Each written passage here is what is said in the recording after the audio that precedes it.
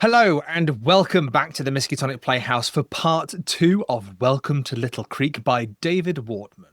Without any further ado, we're going to hand you straight over to our wonderful keeper, the author of this scenario, the wonderful David Wartmann, where we'll find out what's happening on the way to Little Creek. David. Thank you, Newman. And yes, we'll not waste any time. Jordan and Cody and Charlotte, you both had this awful, strange, and quite disturbing dreams when you suddenly feel your pulse is running, you're sweating, and you wake up screaming. Can I get a sanity roll from both of you? Yes, you can. I have a hard success with 16 under 48. Okay. It was just a dream for both of you, as you both seem to take a hard success in this. Yeah. You both don't lose any sanity, but you certainly are screaming at least that first section. Out in the hallway, we have Aiden next to Cody, who are potentially just reading over, hunching over, maybe nodding off occasionally when they suddenly hear the two of them screaming. While Levi is potentially still with his earplugs, his night night glasses or whatever they're called, in bed. Scene, play.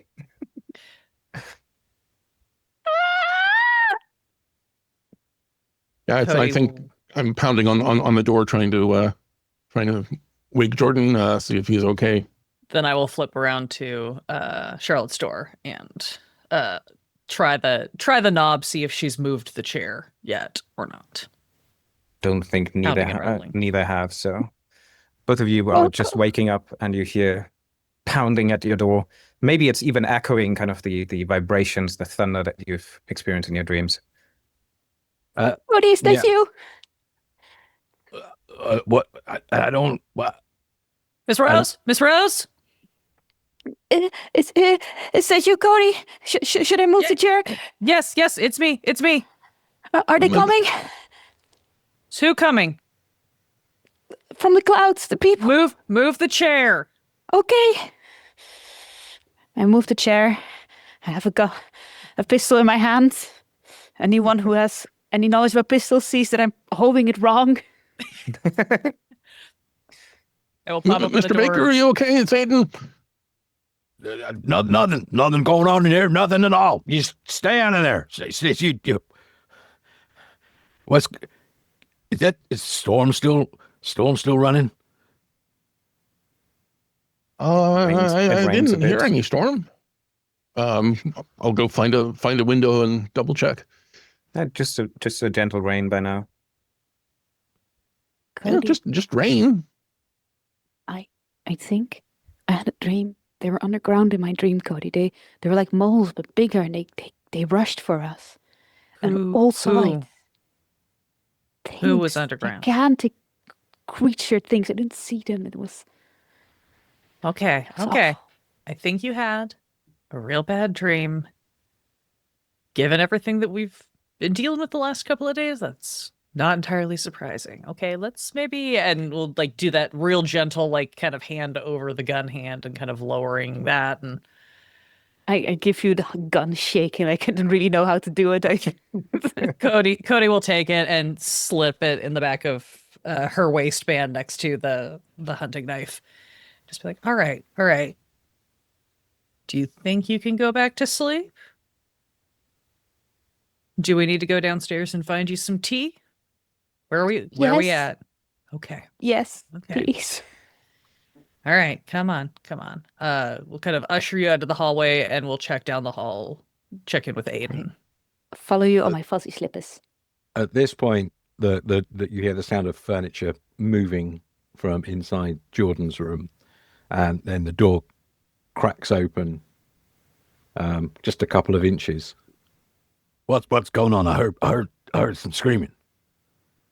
I did too. It sounded like it was coming from.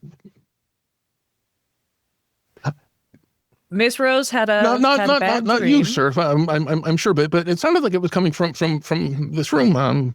The one eye that you can see twitches round towards you and fixes you with a glare.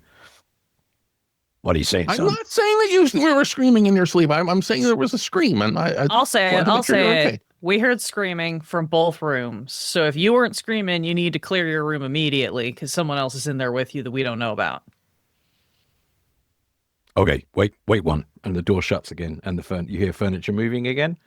And then you hear things being open and shut and closed. And then something that definitely sounds like a shotgun being racked. After a couple of minutes, the door opens again. This time it opens a little bit further. And there's no one in here. You must have been mistaken. But it was from outside. These walls are mighty thin. Did you have a bad dream there? Yes, I had this dream where creatures were coming towards me, and the clouds were darkening, and they were like gigantic moles, like racing towards me from all sides. And That sounds pretty awful, but fortunately I don't dream. I'm so sorry. No, it's good. I've never dreamed. I particularly don't have any kind of bad dreams. Ever. Well, we're going to go downstairs and see if we can find Ms. Rose some tea so that she can calm her nerves. Could both of you, check in on Mr. O'Nolan? Because given the ruckus, he's been awful quiet. Yeah, Aiden and I will go and check in on Mr. O'Nolan. Right. Yep. And then I'll take over from you. You can go and get some sleep, and I'll take over on watch. And You sure? Yeah, I had enough sleep. I'm uninterrupted. I earned peaceful, uninterrupted sleep for several hours. Right. Great. We'll get some tea, and then I'll get some shut-eye, and in the morning we can take a look at some stuff. I think I might have... I was going over some of the papers, and I think I might have figured something out, but we should talk about it when we're all together. You go check on Mr. O'Nolan. We'll be back in a few minutes. Right. He's probably making an executive decision. Someone has to, and she winks at you as she ushers Miss Rose down the hallway. He offers you just a little kind of tip of the hat salute with the correct hand. Okay. Okay, Aiden, you go and I'll be right behind you. You go and knock on O'Nolan's door and see if he's okay. Pound. Agent O'Nolan, are you okay? I imagine him sleeping like pool. Covers up. Like this. Earplugs, eye patch. I am sound asleep. Well, I guess he can't hear me. I have a feeling you can be louder than I can, though. So. Yeah. Okay. There are times when you got to be big and strong and loud, and there are times when you just got to ask for the passkey from the people that work here. So has any of this woken up anyone, like staff-wise? Has anyone come out to... Do you maybe hear a bit of commotion down the hall, where you guess the German couple is staying, but nobody came out. And yeah, otherwise you haven't seen anyone around. For those of you that go kind of up front towards the kitchen area and where the reception area is, can I get a listen roll?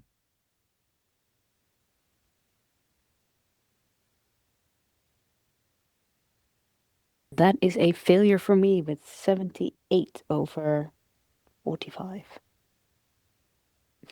That is a 61 over 60. I'm going to use luck for that 1 point to make that roll. You can.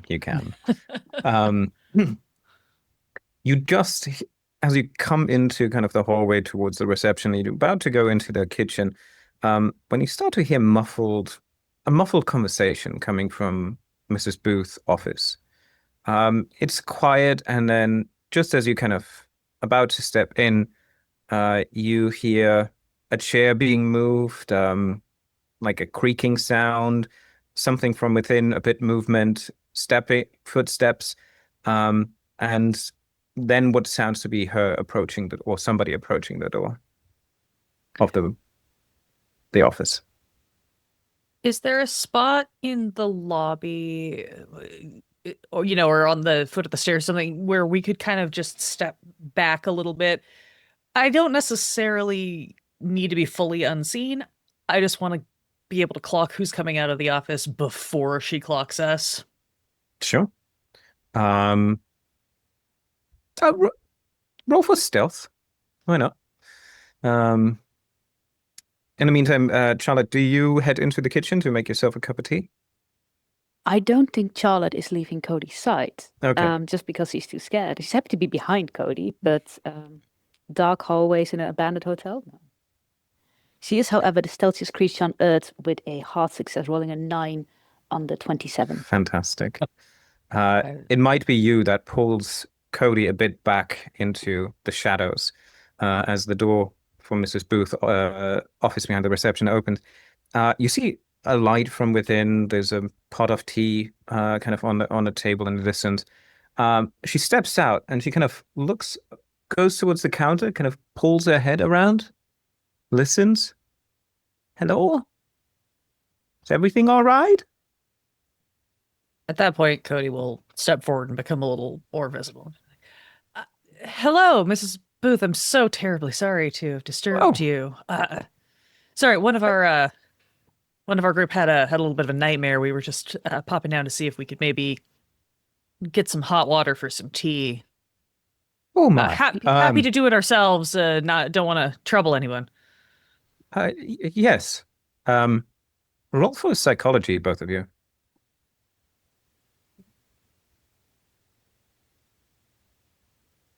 There we go. 29 under 50. Something about her over demeanor. Something about her demeanor seemed to have changed. She seems a bit terrified herself. Maybe your screaming has kind of made her aware of something. She, looks at you and then she puts up this almost fake smile that you identify, Cody. Yeah, please, help yourself. I'm sure you know your way around the kitchen. I will go Not back particularly to bed well, but I know how to make a cup of tea. Great. I will just go to bed then and be ready for your for breakfast in the morning. If you have anything special, just write it on a note in the kitchen. Of course. Good night. Are you all right? Oh yes, it just gave me a bit of a scare. I thought some screaming and well, I think all I'm of by us were a myself. bit startled, understandably. Well, terribly sorry for the disruption, and I hope we haven't disturbed any of the other guests. Oh, as far as I know, these Germans are very tight sleepers.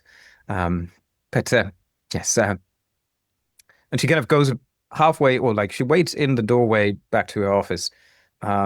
And if you step into the kitchen or just wait enough, you can see her like turning once more, kind of looking at you, and then smiling again, and then go into her office and close the door. When I snuck into the office earlier in the evening, Mhm. was there another door in there Nope. that indicated that it leads into a bedroom or anything like that? Okay. Just checking some context. Great. We will go into the kitchen and slightly snoopily put some hot water on to boil. And you do so. Aiden and Jordan, anything else you guys doing? Are you coming downstairs as well to ask for the key? Yeah, I'm Jordan. In fact, Jordan will go to the stairs and just call down. Cody, can you get the key, the pass key, so we can get into O'Nolan's room? Yeah, I can ask. Do you know if he put the chair under his door? I don't want to have to do any property damage if we don't have to. Thinking about the building, is there a way to get to O'Nolan's bedroom window? Yeah, you could just go on the outside and look into his room from the outside. I will do that. Okay. You walk outside. It's still raining, but so you get a bit damp. But yeah, you come to his window and you see exactly that, him quietly resting in his bed, earplugs, eye patch, quietly and peacefully resting and sleeping. David, what time of night are we on now? It's probably like close to 2:15 a.m. Can I make a con roll to see if Levi would have gotten Sure. up to do a wee at this time? It's about that time of night. I feel if he fails, he's going to wake up and go to the loo. So he's failed. So what Jordan will see is that the curtains are slightly open. They haven't been closed properly. The bed is empty. Yeah, covers Fantastic. probably on the floor because Levi's got out half asleep. So it might even look like there's been a rustle in there. Is the window locked shut or is it cracked open? That is up to Levi. You can see through the little crack that the window isn't locked, but for some reason there's a chair leaning against the window, not the door. Not the door. Okay. Not the door. There's like a towel hanging off the doorknob of the door, but there's a chair leaning against the window. Very secure.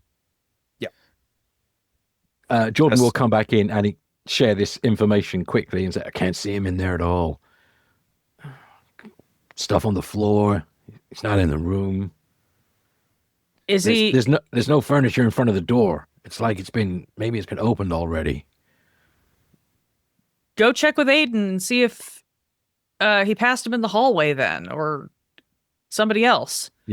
Okay. And I will run back up to the door and ask Aiden if Where you find Aiden very, very ineptly trying to pick the lock. He has a whopping 22 in locksmith, so it's not gonna work. But he's trying to be useful. Fantastic. Then roll for your lockpick. Can I just check behind the reception desk while I will leave Miss Rose to grab the hot water and the tea? Can I check behind the reception desk and see if there's a pass key that I Who's don't lock, have Steve? to ask for? Yeah. You can look behind. There's a variety of keys and stuff, and actually, she must have left her key ring back there. Yeah. I don't love that, but I'm going to take advantage of it. I will Yep. grab some keys, collect Miss Rose, and head upstairs. Is the washroom door perhaps closed when it wasn't when I left? Yeah, I think you kind of gather back at Levi's door, all of you, and you're about to put the key in when the washroom door down the hall opens up, and a sleepy Levi, just with a little candle in his hand or something, waddles out. I'll come and stand next to them, looking at the door with the candle. So, what are we looking for?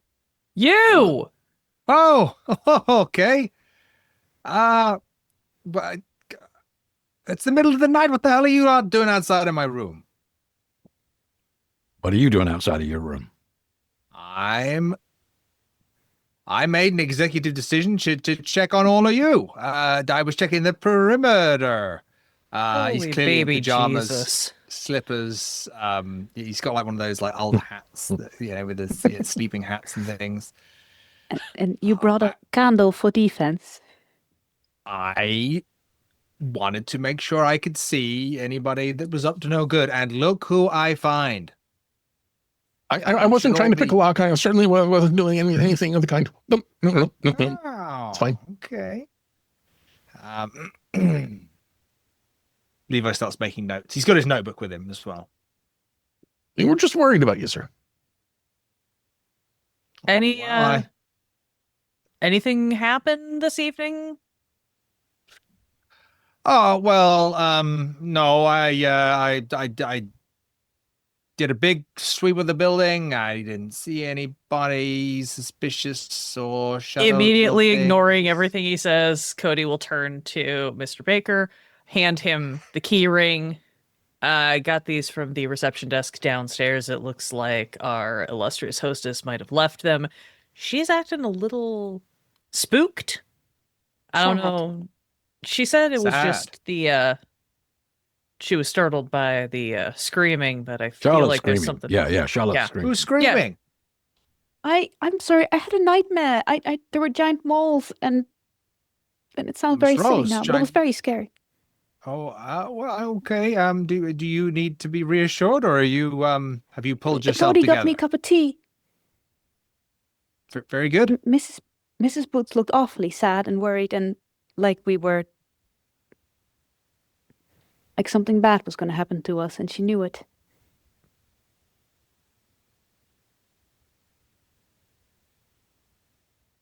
Well, I Jordan suggest we all will- go back to bed.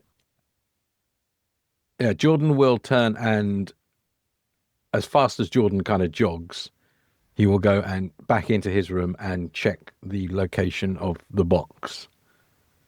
It hasn't moved. It's exactly where it was before. Is now It would upset have that moved he's- since he went to bed because I was checking it out in the hall. Oh, right. Aiden has it. Oh, where's Did the you leave it box? in the hall?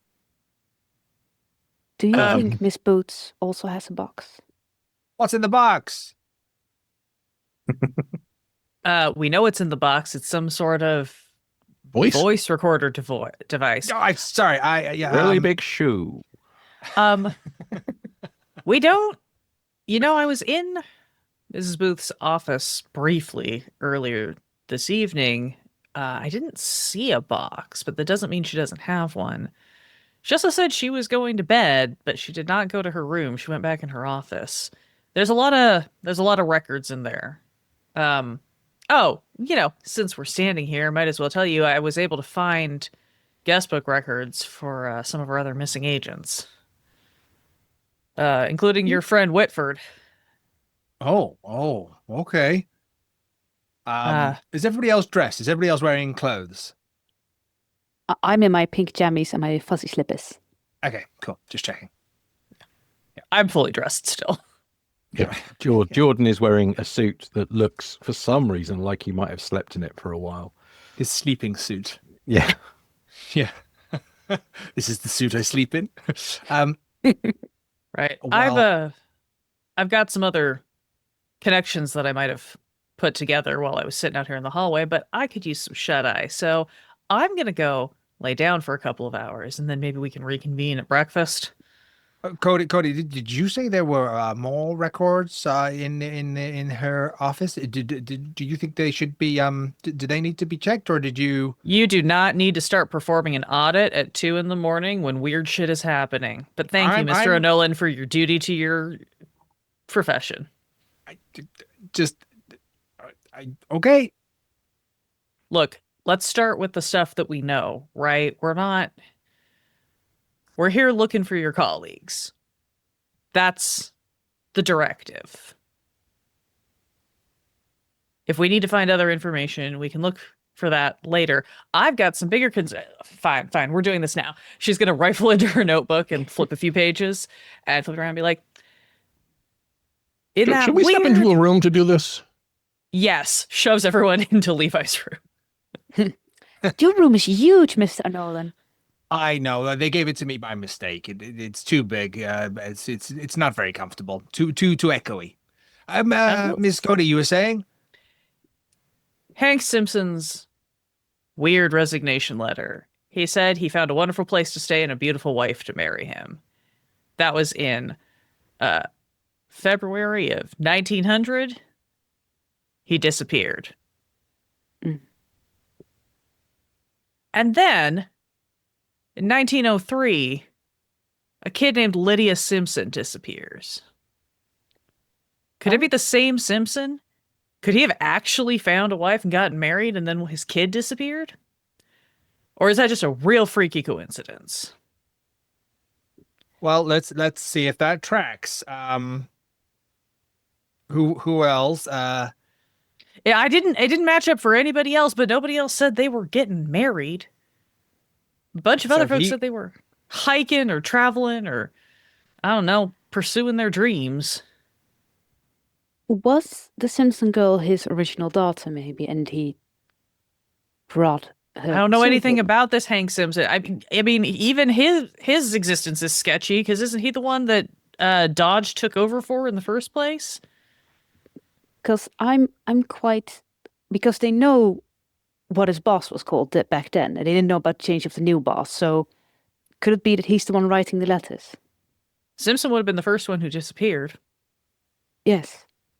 And he married. He found someone he wanted to stay there. I don't know that he got married because I don't trust any of these letters. They look like boilerplate letters. This is like back when I was freelancing, I used to keep a stock resignation letter in my desk and I just changed the name that I addressed it to, right? That's what this feels like. Except instead of changing the name, they're changing the excuse. Yes. If you had a daughter and you for lack of a better word, you had joined a group, a cult, a fanatical group of people, let's say, and you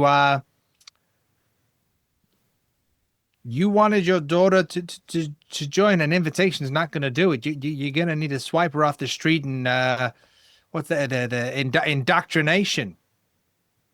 Any of you all have kids? No. I do. You have kids, Cody? And while I do anything for my son, that's not how this shit works. If I went and swiped him off the street, there'd be cops up my ass from here to Chattanooga. So it's not that easy. Let me just put it that way. They were reported missing. Yeah, somebody knows that they're gone. But we are the Census Bureau, right? And if we have a direct connection to our colleagues, we can simply ask birth records, marriage records, and we can actually pull the Simpson record. Isn't in that the morning? What... I could call Karen in archives. Maybe she could speak to human resources. I could ask about Simpson family. I mean, didn't your uncle Aiden already say that he was going to work on pulling those records? Why haven't those records been pulled yet? Why did he send us off without waiting for any of that information? Well, the census business is a very fast business, Miss Cody. You gotta move quickly if you want to count all the people, you know. And that's another thing, Mr. O'Nolan. Everyone stayed 2 nights here. It doesn't take 2 nights to count 321 people. Let's be fair. It takes an hour max. You know what else is kind of weird? Everybody stayed here 2 nights. The resignation letters were dated a couple nights after. And while I haven't gone through all the almanacs, because that was something I was going to ask Mr. Hamilton to do here, it seems like they all disappeared around the same phase of the moon. And I'm not into all that woo stuff, but oh God, I've seen enough people get weird around moon shit, even if it's just psychological. Might be worth looking into. It sounded from the note that Bingham left in the book, it sounded like he had plans, things were fine, he wasn't. It didn't sound like he was giving up and going off somewhere. So something changed between when he left here and the resignation letter. That does seem to be the implication. I am just gonna say I feel a lot of the answers to a lot of the questions that we're asking, they will be found in Little Creek. In the town you're not supposed to go to after sundown. The town that nobody will acknowledge, the town that makes everybody freak out every time we ask about it or deny that it exists. Yeah, I think you're right. I think there's probably a lot of answers there. Answers that they don't want found. Well, I just feel that if you subscribe to that preternatural way of thinking, then surely there is nightmares to be had, and there is the unusual circumstances beyond our explanation. I believe the magic is the science we don't understand. So you can quote me on that. I think I said it first before anybody else in this world. So I think it's really important that you recognize here that the things we don't understand does not mean witches and magic and scary things. We are just spooked. We are humans. We are easily upset creatures. We need a good night's sleep. We need to go to Little Creek. We need to ask the right questions to the right people at the right time, and we don't leave until we get them. or we join the Go cult. kick down the right doors. Exactly, Mr. Baker. And he's the man to kick the doors down. Okay. Do you then disperse for the evening and get at least a couple of hours before you wake up? I mean, you probably want to get up relatively early if you want to head out. Executive decision. Everybody's going to get some sleep because we're going to need it tomorrow. And in the morning, we meet at 5:30 a.m. for breakfast.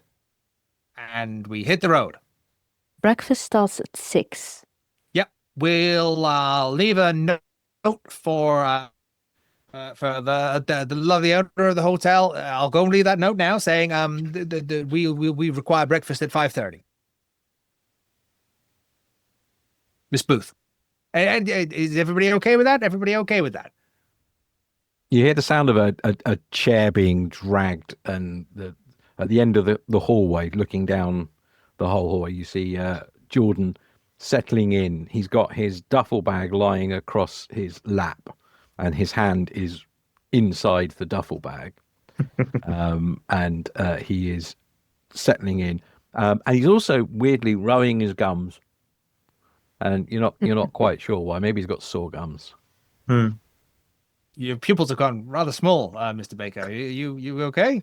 I don't know. What do you mean? Do you think I'm okay? I should be okay. I should be fine. There's no reason why I'm not okay. Why do you think Very I'm not fast, okay? Mr. Baker. Speaking very fast. I'll go and leave the note for Miss Booth, and I will go downstairs and leave a note saying we will require breakfast at 5:30 on the dot. We will be extremely punctual. We appreciate your understanding of this matter, but we have an urgent business meeting in Little Creek. Sure. And so you dispense into your beds. Aiden, I presume you're now occupying the bed that is now available in the room. There was a double. I think we established earlier that there were two. It was just he wanted to spend some time with the box first. So Okay. yeah. So Steve thinks this is a bad idea, but Aiden's going to turn in and get some shut-eye. Are you keeping the box with you? Hug it. Not necessarily like snuggling it like a teddy bear, but like, is it in your room? Because that is going to determine whether Cody bunks down in Jordan's bed or goes back to her room with Miss Rose. Jordan asked for it, so I'm not sure if Jordan took it or was just asking, who's got it. Just wanted to know where it was. Okay. Cody, are you not in my room? Because if you're not in my room, I'm sleeping in the room where you're sleeping. I'll come sleep in your room. I'm just trying to keep an eye on where everybody's at. I'm a little concerned that someone might go disappearing in the night at this point. Could I have my gun back? Are you gonna shoot me in my sleep? No. Not intentionally. I just don't know what kind of aim you are. Okay, I've never fired a gun before. I will pull the gun out of my waistband and I will open like the nightstand drawer that's between the beds, put it in the drawer and slide it shut. Okay. Okay. And then I will crash on the unused bed in our shared room. Fantastic. And Levi tuck us in as well. And so the only one awake will be Jordan, sitting in the hallway, staring down this dark corridor with his hand in the bag and breathing rather rapidly in the beginning, but then slowing down after some minutes. While the clouds at some point move away and reveal a bright moon up above, you all get some sleep, at least for a couple hours before the alarm rings, and you get ready, and it's 5:30, and you find yourself in the dining room. There's actually breakfast being served, and Miss Booth is kind of buzzing around, and she's prepared, bacon, eggs, and sausages, the full continental breakfast experience, some waffles and whatnot. It seems like she definitely cooked more than anticipated, or she was up quite a bit. You're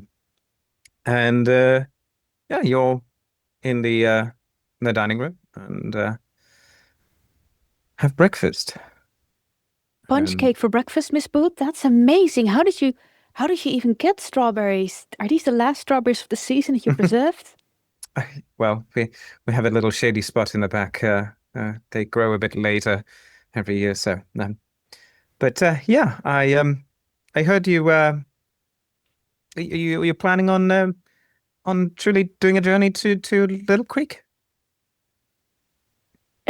Yes, the place you don't know where it is. That one. It's just I apologize. It was just it's more like it's a rivalry between towns, I suppose, or something in the area that has led to a bit of a discrepancy that people do not really like the people. They're very very unique in their character. Let's put it this way. And Pray tell. well, I have to admit it is more a personal issue that I have, as my dear friend Sarah Fry has abandoned me when we were about 20 and decided if we would stay here and move across the US and try our luck, or settle down in this area. And well, I was about to be engaged with my husband, and she begins to trail off a bit. But then, but Sarah found a man, and well, she was never one to tell where he's from. But then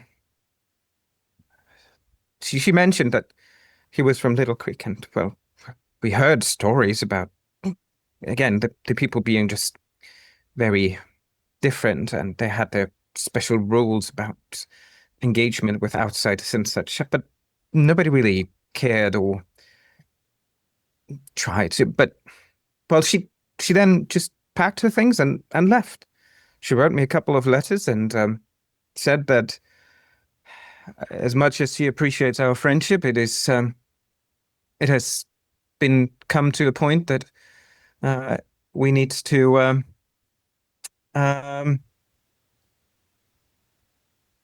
part ways. end this friendship. And yes. What And about no, was just this? hurt me quite significantly.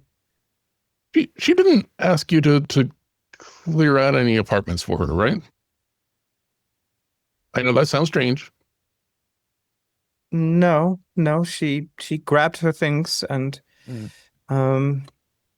Miss Booth, I know this might seem a rather personal question, but we could look out for your friend when we're there. Make sure she's okay. Not say anything. Just make sure she's okay, and pass that news back to you when we return. But I mean, and I apologize if this seems forward, but it would be incredibly helpful if you'd be willing to let us see those letters, just to give us an idea of perhaps her state of mind, how we can check and see how well she is. oh, it's been almost 30 years. I know burnt them in a fit of rage at some point. I apologize. I look at Miss Rose. I understand how easy that can happen, but do you happen to remember any of the language she used about Little Creek? Do you happen to remember the name of her fiance? Because I'm assuming she's not going by Sarah Fry anymore. She said Thomas. She didn't say anything more. She wanted to keep it private. Understandable. Sometimes we fall in love with people that others wouldn't approve of. Yeah, I apologize.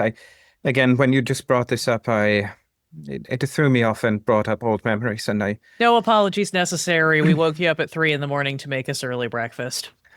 it's just I just want,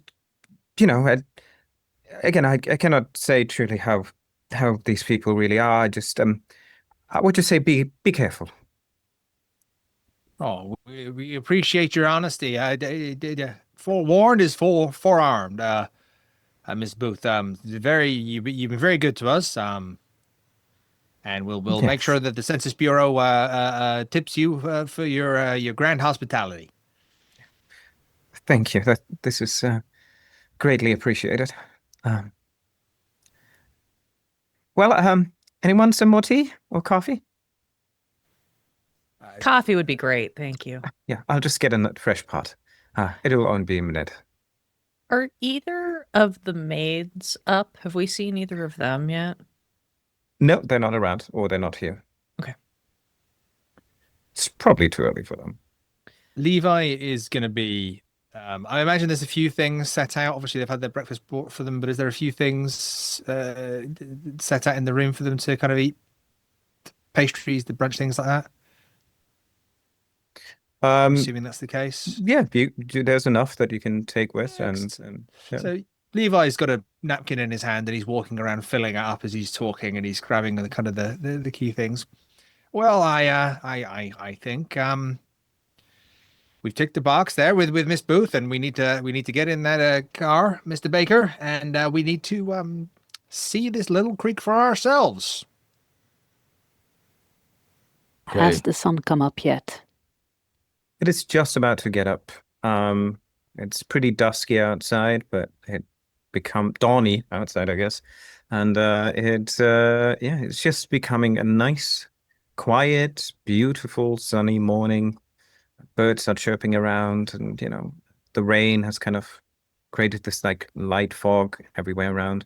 And it actually looks pretty beautiful around here. The lake is now visible from the French doors in the back too. It might be worth us thinking about our procedure of questioning. We obviously want to find out about our honorable bureau agents, Census Bureau agents, but obviously we've come across these missing children, and obviously Sarah Fry and Thomas. So keep our ears to the ground and work as a team. There's no I in team. But there's an M and an E. But there's a me in teamy. And So meat. we need to meet. We all like meat pies. So let's T8. Yeah. let's go. Okay. Team. Just occurred to me as we're getting in the car and we sort of start to pull away. Jordan will just start saying, "What we think the missing kids have got something to do with Little Creek, right? Do Yeah. we? Don't What we? if for some reason, whether it's the group of people that live there, they have a belief that they need to maintain 321 people in Little Creek. And when somebody goes there and maybe a local decides that they want to go off and with a Census Bureau agent that goes in, a handsome young man, and it's their way of getting out of the town. And then what if they had to bring that number back up to 321? What happens if someone dies? You have to fill that spot quickly, I imagine. And you got to go out and you got to find, you're not going to take an old person. You want someone Because that's then you gonna have the grow same into problem a the week town. later. Yeah. So maybe you take a kid. Maybe you take a kid. I would say, obviously, this is a horrible situation, but if all towns and cities in America dealt with the consistency of their population, it would make the Census Bureau's job much easier. But Mr. Nolan, we wouldn't be necessary. We'd be out of jobs. I believe it's a terrible idea, and we should always keep a transient relationship with our towns and cities around us that need to be checked and monitored at all times. Just to be clear, we know from the newspaper headlines that children have gone missing. We don't know necessarily that nobody else has. So we don't know that it's only children. A kid who goes missing is a headline. A local who wanders off and marries Thomas is not going to end up on the front page. So That's a very good point. Yeah, very good point. Hey, did you hear somebody else say that, or? Kid, Aiden's just going to ignore that. But kid, if law school we do doesn't get work in the out. car, though, before we do get in the car, though, he does want to do one more thing. He's had his notebook with him. It's going to summarize what we've found so far, and buy an envelope and a stamp from the hotel and ask them to drop it in the mail. Yeah, and she will accept the letter. Sending it to his uncle, of course. She will send it off. Aiden and Cody were almost on the same page. Does the hotel have a telephone? Yeah, they would have a telephone. Cody's going to make a call before we leave, just a brief call to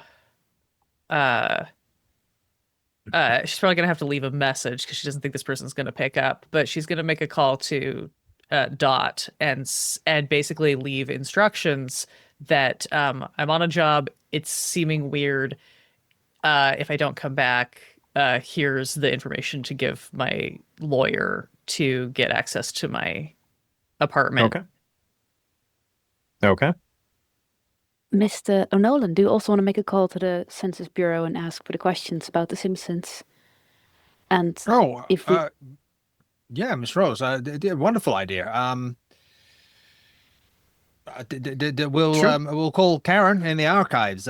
She seems to be our go-getter of information. Don't go anywhere, Miss Rose. Could you ask if the census updates were done in the old style versus the new style? Because we ever get a new update for new styles every time, and if Simpson is still doing the old style, it might give away that it's not a proper census. Yeah, okay. Just give me a second. Operator, I want to speak to Karen in archives. In the Census Bureau. In Boston. It takes a couple rings, but then, yeah, she picks up. Yeah, this is Karen. Hello, how can I help you? Oh, hello, Karen. It's Levi, Mr. O'Nolan here. How are you? Oh, you. Good morning. Good morning, Mr. O'Nolan. How can I help you? Karen?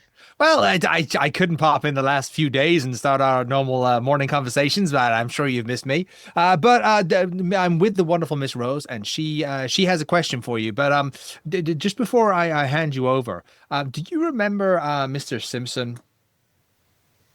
Simpson? No, that was before my time. You're speaking of the agents that Mr. Snipes mentioned? Yes. Yes. No, yes. I'm sorry. Mr. Snipes will approve. Could you find out from Human Resources if he had a family? I'm specifically curious. We have the files here. No close related family. No, not married. No children. His parents are from the West Coast. Is that the same for Mr. Dodge, I know Mr. Whitford, Mr. Bingham? No close family, no immediate family. I mean, no immediate family in the vicinity, or not anymore, since their retirement. Okay, well, I will pass you over to Miss Rose, but just before I do, Karen, this one's for you. 8 letters, something you'd find in a library stack. See you soon, Karen. And I'll pass it over to Miss Rose. Hello, Miss. Oh, yes, Miss Rose. Such a pleasure to hear your Mrs. voice. Karen, I am so sorry to call you so early. I have a question. Do you know if there's any records why Dodge replaced Simpson on his 1900 assignment? Oh, because the Hampshire County was not finished by now. It was still missing a couple of states and a couple of cities, and it seemed like not all the paperwork was completed. That's at least what goes from the notes that we have. Thank you, Karen. And I have another question, because you know how the Census Bureau always updates their collection methods, and it's like maddening that yes, definitions absolutely. keep changing. The census that has been sent in for Little Creek, are they in the old style or the new style? They are of the current year, as far as Mr. Snipes could ascertain. The paperwork is in order. So it it's is a an bit updated- spotty and lacking, but yes, it's an updated sheet from 1920. Okay. Delta Thank you, Green. Karen. So, Miss Rose, ask. Was there any more information about Little Creek that Rose? None. Oh yes. No extra information, but thank you, Karen. Nothing. Okay, give everyone at the office my love, and Thank you. and we'll talk to you soon. And if we don't talk to you, I always appreciate you. She jams the horn on it. Oh, Okay. So your last will and test, your last calls are done. Then we shall head off, eh? By now it's probably like 6:30, doing all the calls, doing all the writings and stuff. So the sun is up. It's a beautiful sunny Tuesday morning. It is getting warm and nice. And once again, you go back into the car and drive back up towards, well, the intersection that you marked on your map before. Takes you maybe 15-20 minutes to get there. And you're standing now at the intersection. You see the kind of overgrown little sign, partially kind of withered, it'll eek. And the bush. What do you do? I want to look for the crumpled papers that I tossed out of the car when we Still were here there? before. Okay. Do you take the wheel and drive in and go through the bush? Mr. Baker, can you drive us through there? Ms. Cody seemed to think that there was a. There's enough room for a cart. That makes enough room for a car. We're not in No, a particularly large vehicle. But they are going to hear us coming. Think a speedy You're exit. muted. You're muted, and Think it's probably wise not to just try and drive through the tree. Maybe just take a look. Maybe we can move it aside. there's just shrubbery, underbrush. So there's a tree where the sign is, but like you can drive past. You just flip over some bushes. Okay, Nothing- everybody, hold tight.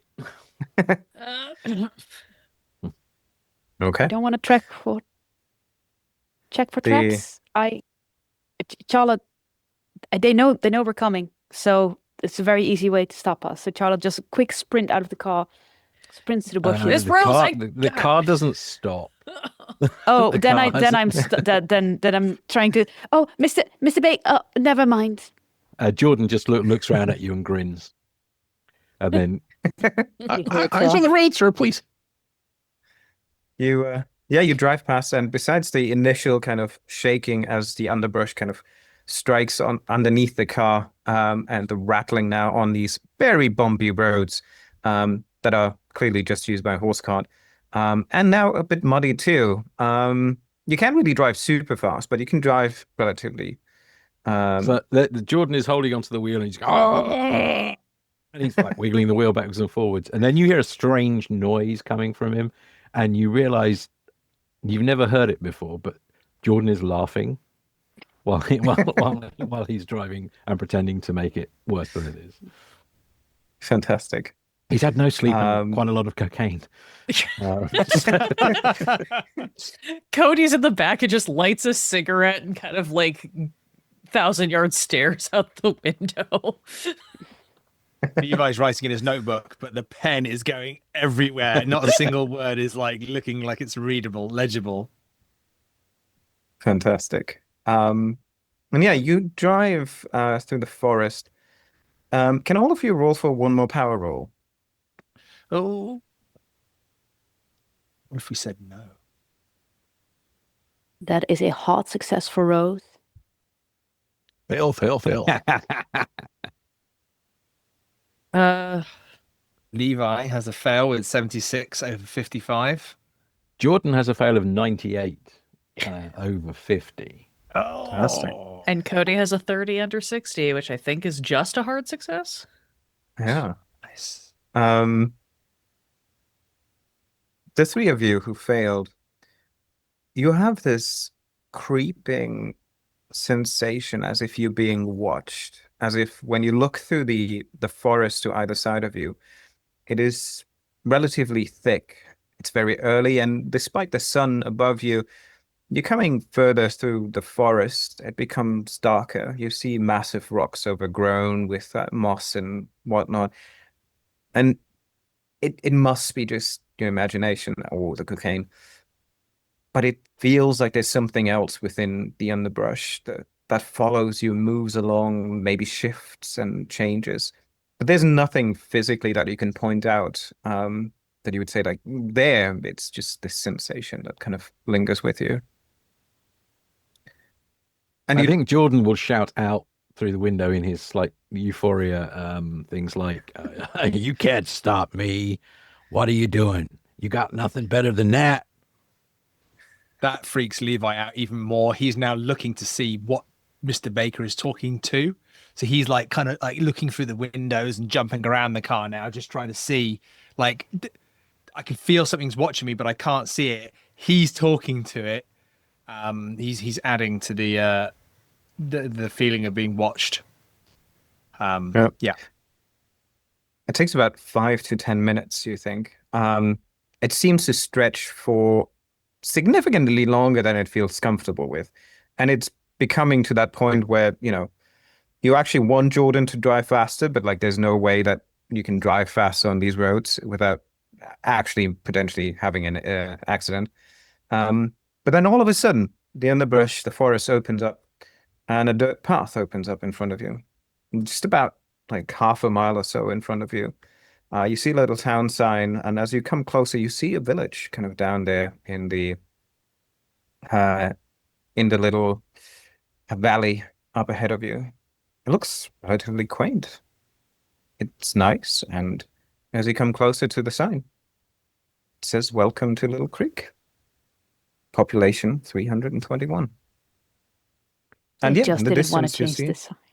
Based Yes. on my dream that I definitely didn't have last night, does this town look familiar, or is it a different It does. environment? It does. It does indeed. Maybe the lingering sensation plus your dream. That seems like very much what you. It's close to the town that you saw in your dreams. Yes. I'm going to pull out my binoculars as we're going, and I'm just going to kind of look down into the valley at the town. Does there seem to be activity? Does there seem to be people? Does it seem unusual? You take out your binoculars and you actually notice you kind of there are a few houses on either side of the road, but then you can also see into what looks to be like a large town square. And there's loads of activity. There's people around, carts moving. You see them kind of carrying hay balls, tables and chairs around. Bustle of activity. Amish. Amish-like. It seems very, very fundamental. You don't see any power lines, telephone lines, or anything of that sort. Oh well, Mr. Baker, you take us in nice and slow now. We don't wanna maybe we leave the car a little bit further out of the way. We don't want to be disturbing these folks, and we don't want them disturbing our vehicle. Oh, okay. No, I see what you're saying. We need a getaway vehicle. Wink. I get you. Look, Okay, wouldn't be the first time that I've had to abruptly exit a scenario where people were coming after me with farming equipment, and I'd like to not repeat that experience. Sure. So you park the car a bit further away. And the car is deliberately parked facing the way we came, Okay. with a clear, like not up against trees or against, logs, on Sure. a clear path in front of it. Absolutely. Levi will scatter some leaves and things over the car, but then as soon as they start walking away, a gentle breeze will just blow them off immediately. And Jordan will shoulder his duffel bag. Okay. Well, let's Aiden, walk into anything? town. Charlotte, anything you take specifically from the car with you? Well, I bring my my pocketbook with my gun in it, and my notebook, and I think I might have a camera, so I bring the camera. Mm-hmm. Okay. Sorry, I've got a fly that is refusing to leave me alone. Power roll. Yeah. So Aiden has his switchblade still tucked into his pocket, but he's for now at least back in the role that he was given of follow these people and watch out how it's done and yada yada yada. He's bored by his own explanations of what he's here to do. Quick question: the box, is it in the car? Is it in the hotel? Oh. We definitely brought it with us. I don't think we would have left it at the hotel. Gave it to Miss Bloom. Jokes. I'm thinking maybe trunk. I don't think we want to parade it into the middle of town. But I think this is definitely a group decision. Why don't we put it in Mr. Baker's big duffel bag? There's lots of room in there, isn't there, Mr. Baker? Not as much as you might think. You will need to take some things out in order to accommodate for the box. I need to be able to access my duffel bag. And how big With is the box? alacrity. If you remind me, A feet cubed, so like 30 by 30 by 30 centimeters. and in the imperial system, A feet by a feet by a feet. and now in the metric system, 33.32 by 33. So a fifth of a yard. Okay. About 2.5 bananas. And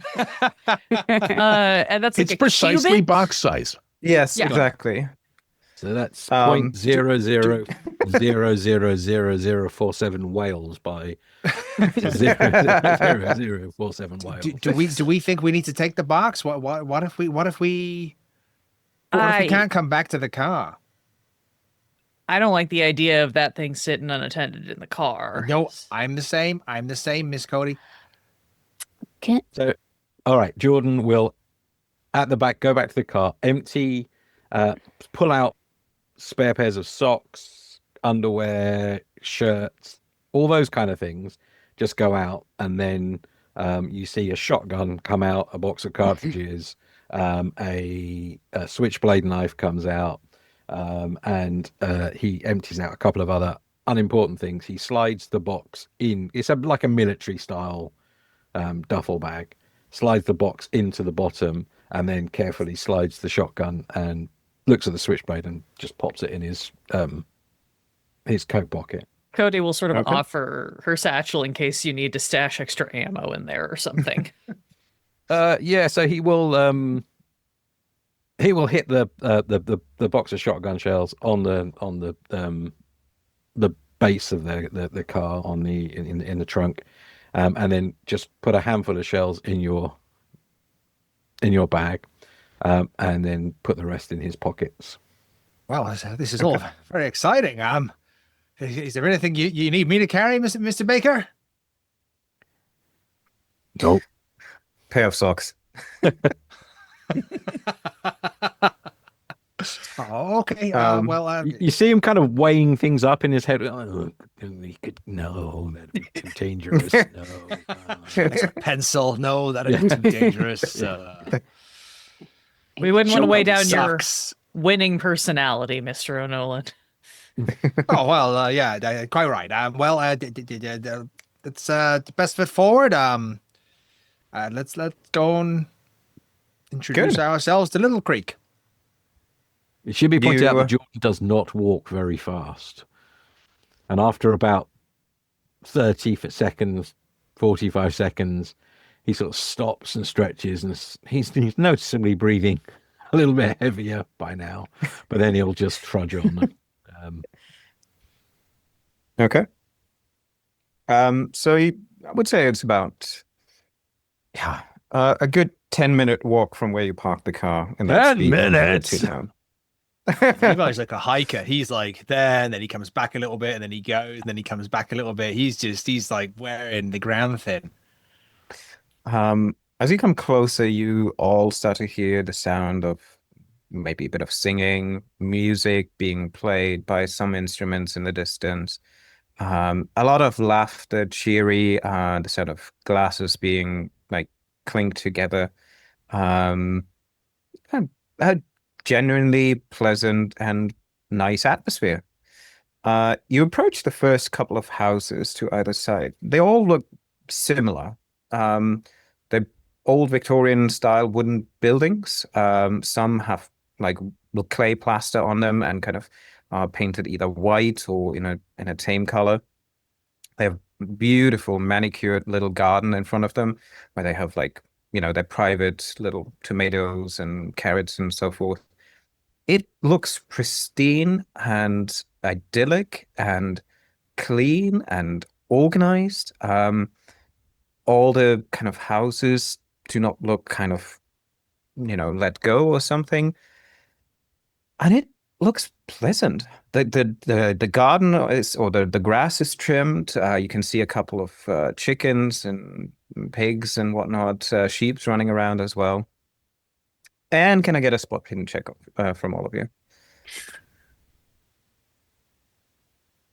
Who's gonna die first? Oh, me. Charlotte Fair Rose from has Levi. a hard success. Fantastic. Ooh. 38 over 25. 64 over 75, a regular success for Jordan. 51 so- under 66, regular success. 28 over 25. That's fine. There are a couple of successes. So Charlotte, Jordan, and Cody, as you kind of look at the houses a bit closer, you see a couple of people kind of moving around. They briefly stop on the street, then wave at you in the distance and kind of usher you to come.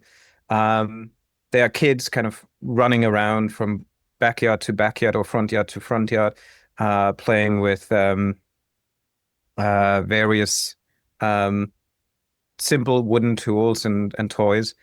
But what the three of you notice is something that, well, you'll tell me what it does to you.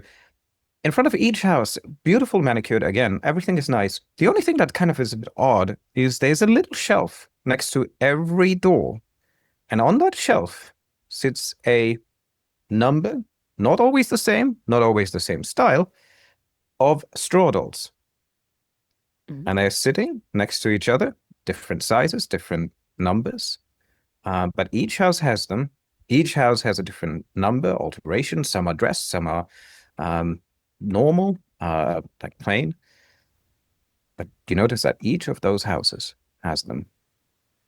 Can I be cheeky to ask for a role here, Keeper? I'm thinking I want to see about the culturally, is this something that we know? I mean, traveling the country as a census agent, No. we experience the changing cultures across the states of America. Is this something I'm thinking anthropological? Is this Gesundheit. something that we? Thank you. That you recognize and you kind of go, this actually happens in a few states and it's quite normal. Yeah. What is your score? My score is 55. Yeah, so you don't even need to roll for this. You've seen that in various kind of travels. The only thing is you haven't seen it that consistent. You know, Louisiana, southern states often use cornhusk dolls, or like also in the Texas, Mexican states, where they use these kind of for children's toys. You have not seen an association in a sense of presentation of these dolls in such a manner, because you do you see children playing around with toys, but they don't play with straw dolls. Charlotte puts on a most winning smile and goes to one of the children and says, "Hello there, little one." Oh, hello. Who are you? No, my name is Charlotte Rose. What is your name? I'm Timmy. Are you here for the festival? Oh, is there a festival? I Yeah, don't know. Could you tell there's me a a little bit festival about today. That's amazing. What kind celebrating? of festival? What are we celebrating? We're celebrating the blessed for another year of plentiful harvest and survive. Community,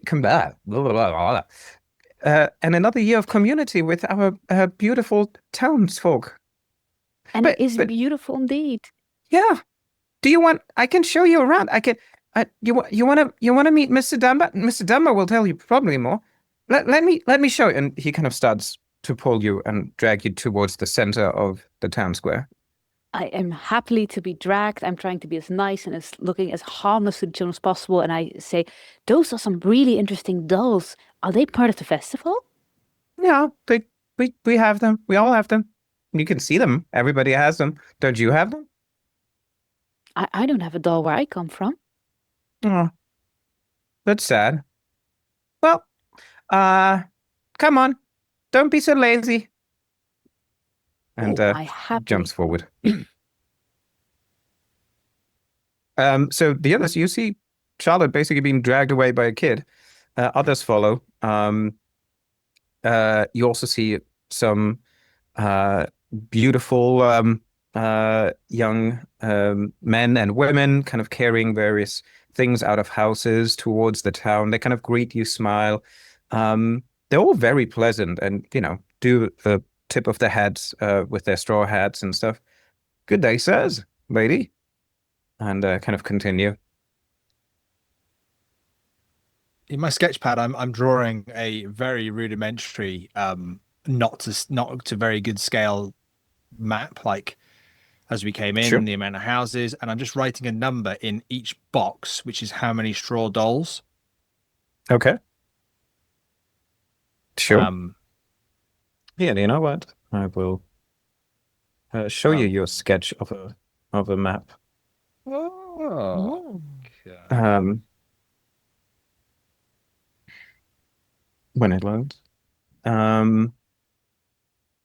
So yeah, after kind of looking around, and the town is relatively small, both you and Charlotte would also be aware that the amount of houses you can kind of roughly see around here seem to be consistent for a population under 400 people.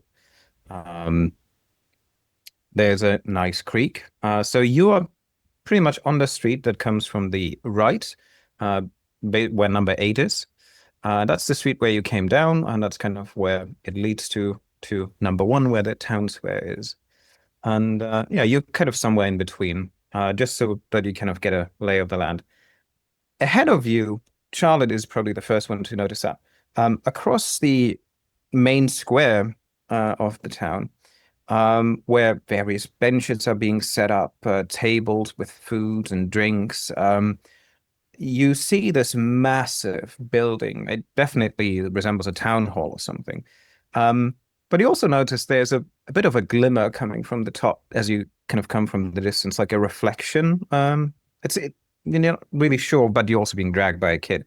And as you come to the town square, people that pass by you some women kind of give you like a little flower, others give you like a piece of bread or a little drink, coffee, anything that you pass by, they offer it to you and smile and then continues drinking themselves and eating. What about the others? What are you guys doing? Did those who passed the spot hidden check to notice the dolls, did you point that out to the rest of us?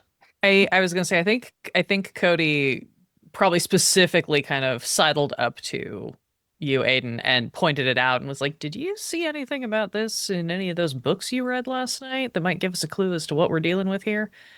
Which folklore? Or Aiden glances into to take a look and freezes and starts to breathe a little bit harder. Not quite a panic attack, but certainly heading that way, realizing he's surrounded by these creepy little things. Mm-hmm. He is not you doll definitely fan. notice he's not fit. Yeah, and you definitely see he's not doing quite well right now. He looks quite pale, maybe a bit swaying as he stands amongst you.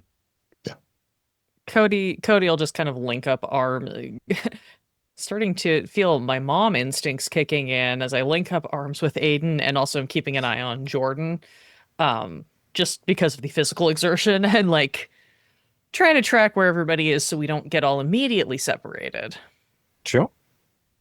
Jordan is attempting to look around with a slightly more tactical eye. He's trying not to be taken in by all of the fancy shenanigans going on around. He's like trying to pick out if there's any kind of dangers or any situations that look like they might be about to bubble up, that kind of thing, because that's his job.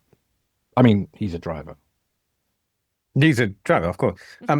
Quick question: do you go to the main square where Charlotte disappeared, or do you kind of tactically stand by? No, I think Jordan would. He would say, "Let's not get separated," and try and keep Charlotte in view. Okay.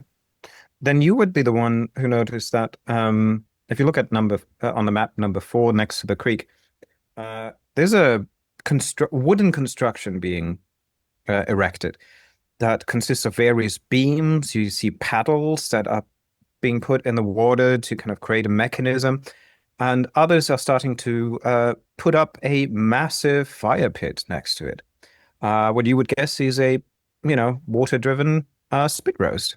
That is being set up there on a larger scale. Yeah. Well, that's just dandy. And like What kind of a town are we find ourselves in? This is wow. Looks like they're going to have a barbecue. I don't think I've seen a warden-driven one of those before. Otherwise, you notice that a lot of people start to kind of chime in towards you. They're kind of swarming around you in a nice and polite way. They introduce themselves with various names, but it's very hectic because there's a lot of people, and they only stop briefly as they kind of just walk past you, carry something, offer you some drinks, some food, some cured ham, cheese, bread. Everything smells delicious. There's flower arrangements being hung on the buildings that kind of face the market square here. Tables are displaying cornucopia of fruits, vegetables, and delights. It looks quite impressive. Everybody's neatly dressed. There's no sense of anything kind of weird initially that you can see. And yeah. Can we get a sense of the scale of the water-driven spit roast? Is this like, sized for, I don't know, a pig Deer, or a cow pig, or a deer? Yeah, you would guess they can easily hold about like 4 to 5 pigs on spits, as the mechanism kind of allows multiple roasts to be roasted simultaneously. Simultaneously. Delightful. Yeah. There's actually quite some engineering in this. It's sophisticated, and yeah. You could fit a couple of pigs on there, or maybe a cow, maybe a short pig with 2 or 3 of them, maybe a long pig.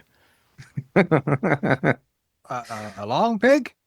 Yeah, like a pig that's long. Right. Cody's gonna light a cigarette. She is not gonna eat any food or drink that is offered. She will politely decline, and she is gonna start appetite suppressing the hell out of. She is weirded out by this. Levi's already had some ham, and he's had some cheese, and he's had some stuff that's been handed around. He's already avoids the meat, but takes the other things because he wants to be polite and well liked and look non-threatening because she's done a lot of census skills, and it's best to look friendly and non-threatening in these kind of things. And she says, "Timmy, 6 months ago, a friend of mine passed by. His name was Gerald. Do you remember him?" There was a man around, I think. It looked funny, like your friend over there. I don't know. Look But funny. there he is. Mr. Dunbar! Mr. Dunbar! And, yeah. Go ahead. What do you... Do I see Mr. Dunbar? Yes, turning around in front of you, kind of in a crowd of onlookers, is this elderly gentleman who looks in his late 50s, has glasses on, neatly dressed with a bow tie, 3-piece suit that is maybe just a bit out of date, fashionably, but it's in good condition. He turns around and with a smile, he kind of looks at you. Good day. Hello. How can I help you? I'm Randolph Dunbar. Excuse me, just one moment. Yes, and see that you bring the flower arrangement. Can somebody inform Father Duncan that we are ready for the selection? Yes, and then yes, if you could get the children out for the singing. Yes, great, wonderful, wonderful. Yes, do continue. I'm just yes, thank you, my dear. Now, sorry, how can I help you? Hello, Mr. Dunbar. We're here from the census agency. I'm Charlotte Rose, and this is my esteemed colleague, Levi O'Nolan. Gentlemen. Hello. Good day. Well, welcome to our town of Little Creek. I'm a bit startled here. I thought the census was already done. I believe a colleague of yours was here about a couple of months ago, beginning of the year, if I'm not mistaken. That's right. We think we uncovered a discrepancy with the populace count. Nothing to concern yourself with. A competent young man. Oh, we don't Doubt believe he this would is have made any discrepancies. Mr. Bingham's fault. We believe it was a perhaps a data issue or a postal issue, not to be seen reflecting the Census Bureau's reputation or Mr. Bingham's either. But we have a few questions, and we recognize you have a celebration today, and wow, it looks wow. But we were hoping if could you or maybe a couple of people in the village, if possible, would you be able to spare some time for a few of our questions? We won't get in the way, we promise. Well, we have only a little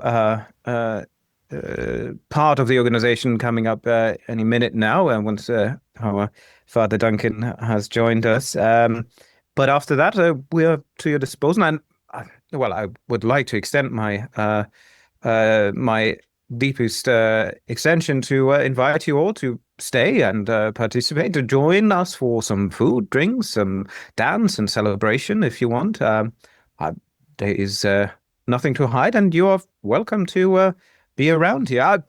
Did you come by foot? Did you walk all the way? That seems like a terrible long distance, if I'm not mistaken. Oh, we quite enjoy hiking. I see your colleague is quite exhausted already. It was horrific. He struggled on the last I'd say about the last 10 minutes of the walk, but the rest of it he was a trooper. But we do like a hike, and we said to ourselves this morning, bright and early, let's walk on over there and enjoy this beautiful countryside that you're surrounded by. That sounds fantastic. He turns around, and as he does, you notice there's a young boy about 16 kind of next to him. And he kind of bends down a bit.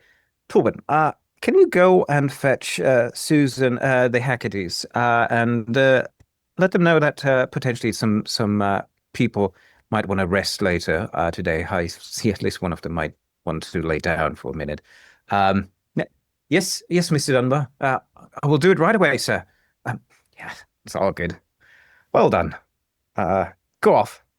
And he kind of heads off and disappears in the crowd. Well, discrepancies. I apologize.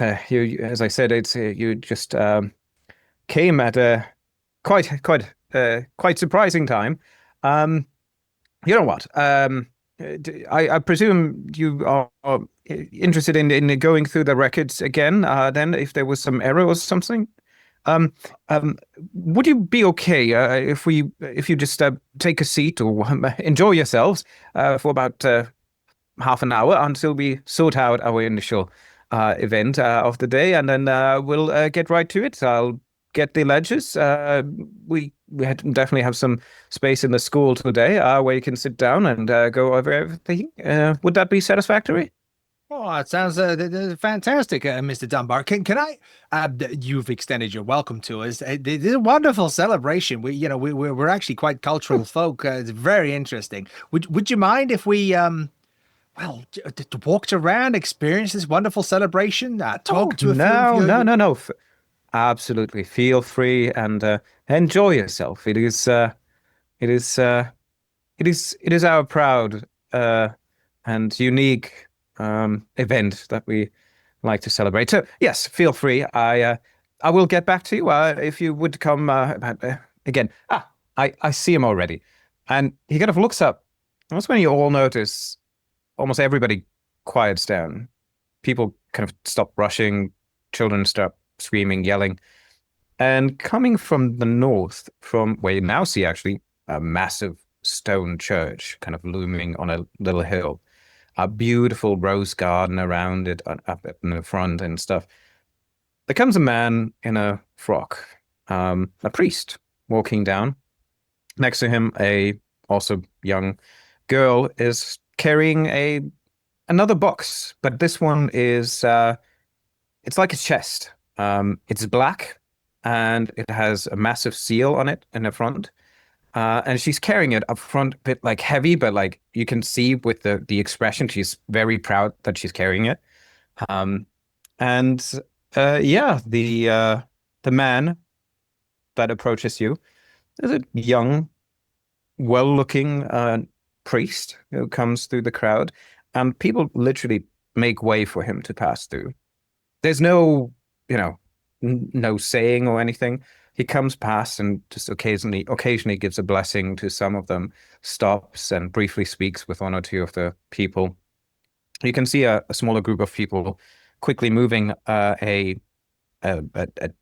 crate or something, turn it upside down as a little podest in the center of the place, and a pathway is given free. And he comes almost towards you when you notice that he kind of notices you, kind of looks at you with a bright smile and kind of extends kind of a priestly gesture towards you. And he approaches Mr. Dunbar. They briefly kind of discuss something, and both of them nod. They kind of look on the other side where the spit roast is being built. And they kind of nod again, and then the father gets up on the chest. The town is now absolutely quiet. He gets up,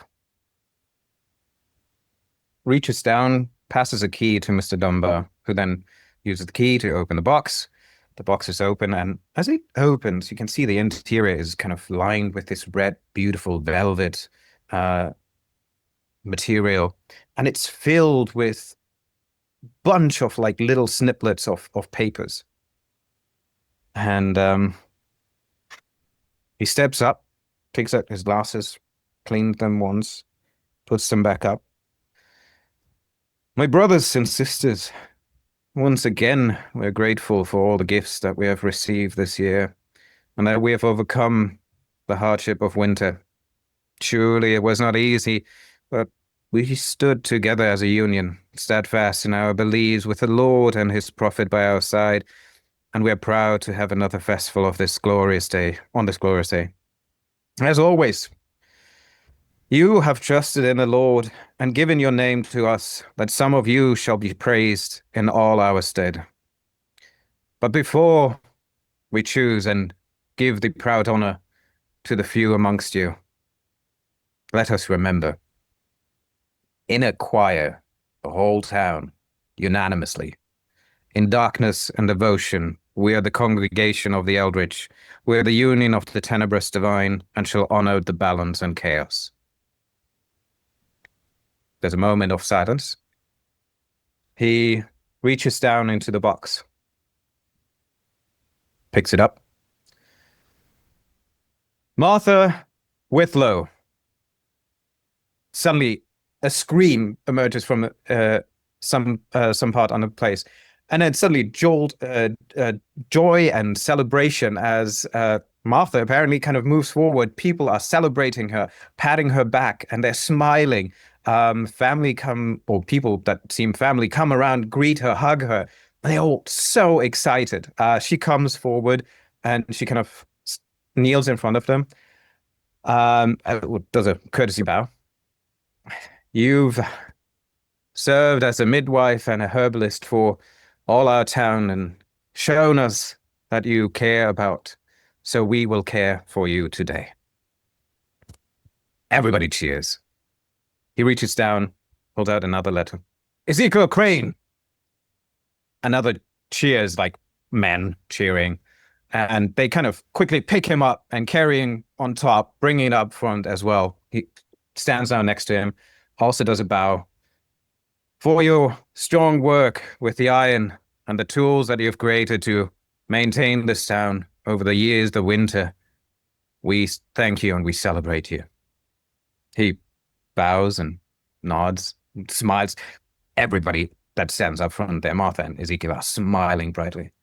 He goes down, picks another. Rebecca Harlow, an older woman kind of, that is already standing close by. She's like, I would have never... she comes up front. For your years of teaching in our school, to share the knowledge that we all have and persist, we thank you. She nods. She's blushing. She's blushing. People are kind of supporting her, giving her like a little glass of clear liquid. Picks up again. Thomas Rourke. Another. Comes up front. For your service in maintaining a prosperous flow of drinks to our people in need, and creating an atmosphere where we can all relax and enjoy after a hard day on the fields. We thank you. He kind of just nods, and probably his tavern companions like, last picks another letter. Clara Dunn. Another cheers comes up, being brought forth. A seamstress that knows to thread a hole, to care a shroud, and to create wedding grounds that are beyond belief. We thank you. And now we all remember that we only are as strong as the weakest link, as we are one. And again, the whole town together in darkness and devotion. We are the congregation of the Eldritch. We are the union of the tenebrous divine. We shall honor the balance and chaos. And then there's just madness of joy and experience. Around you being kind of shoved and pushed a bit away as people kind of move towards the crowd in the center, where Mr. Dunbar kind of briefly kind of recognizes and shakes hands with everyone. The priest goes down, gives them all kind of equally blessing and a sign of gratitude, basically. And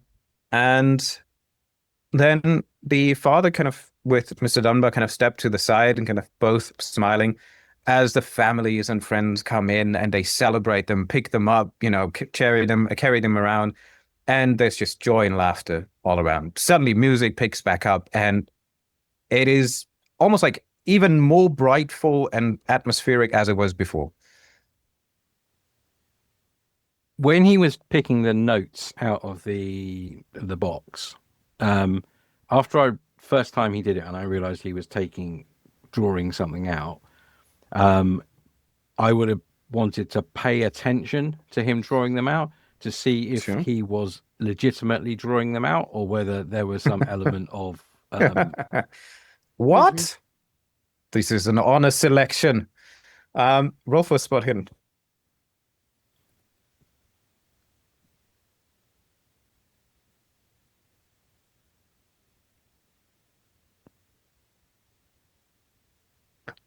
Nice. 35. That is a regular. Hard success.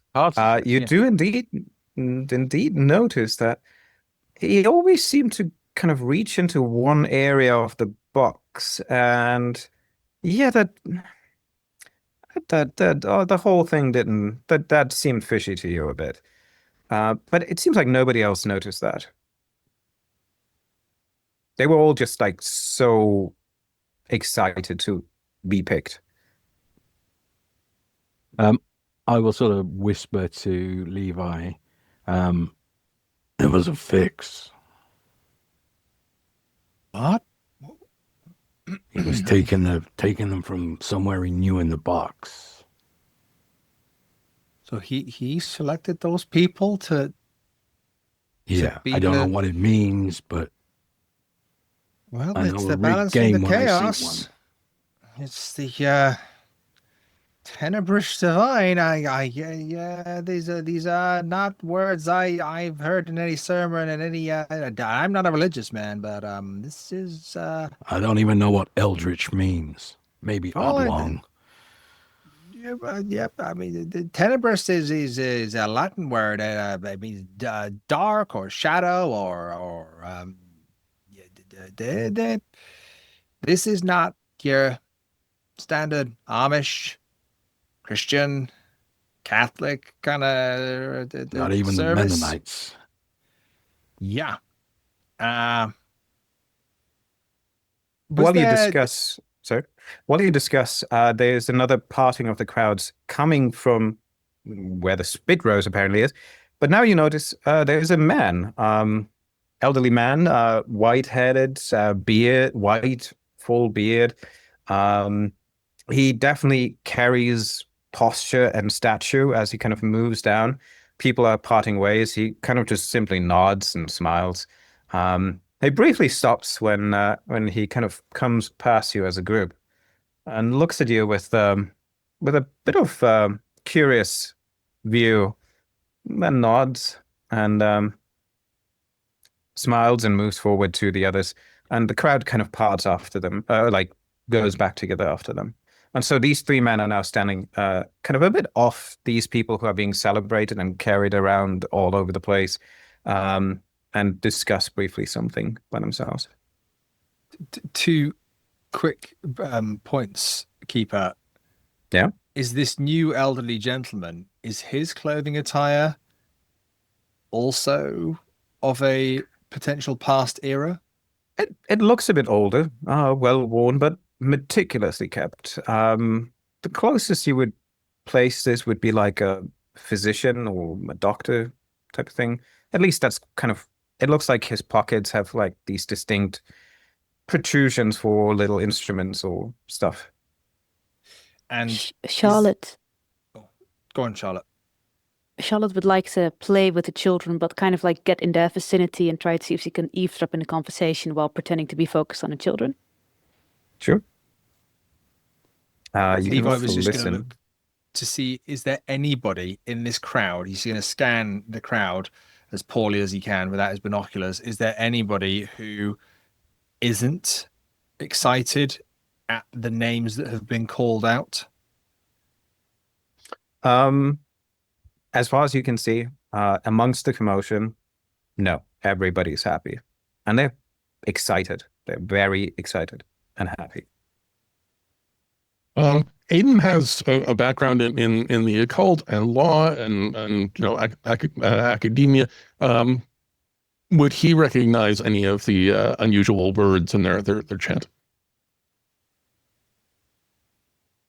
Yeah, you can roll an occult here if you want. Ooh. That is a 4 under 35. That is an extreme success. Some of these words are indeed a interesting choice for a town motto, slogan, or phrasing. And yeah, you definitely feel like something quite strange about this.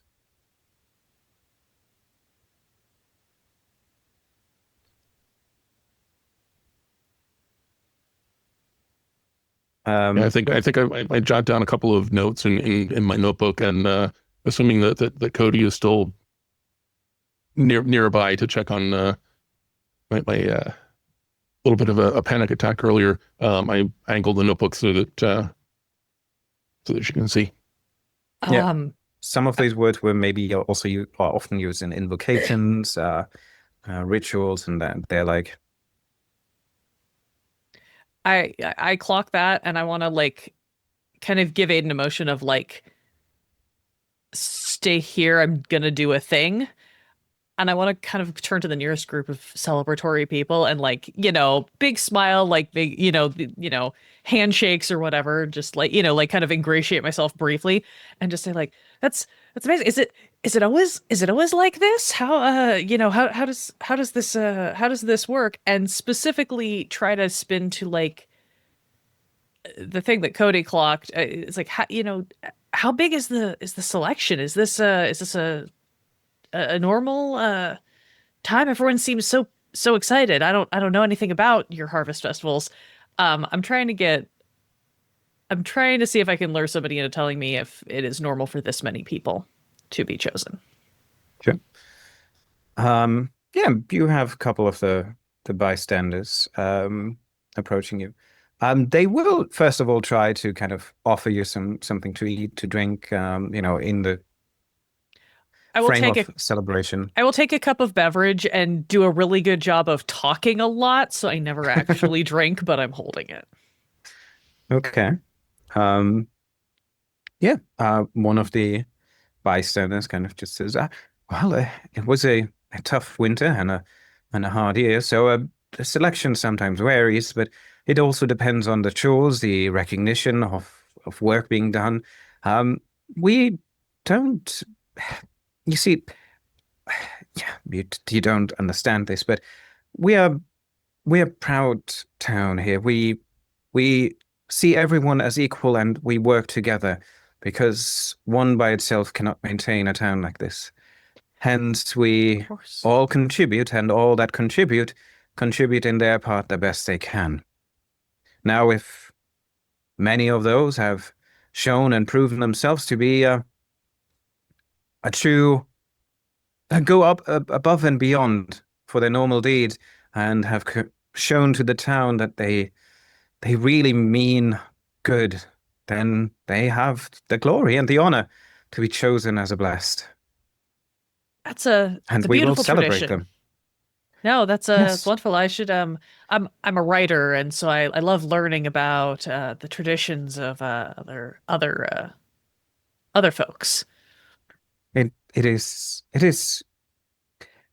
I understand it might be different to those that are not from here, but what is the purpose if, in celebrating just one person, but to celebrate the prophet and the Lord in ways that you have no clear understanding to? What if we have these substitutes that can give us the chance to hear a thank you? You're welcome.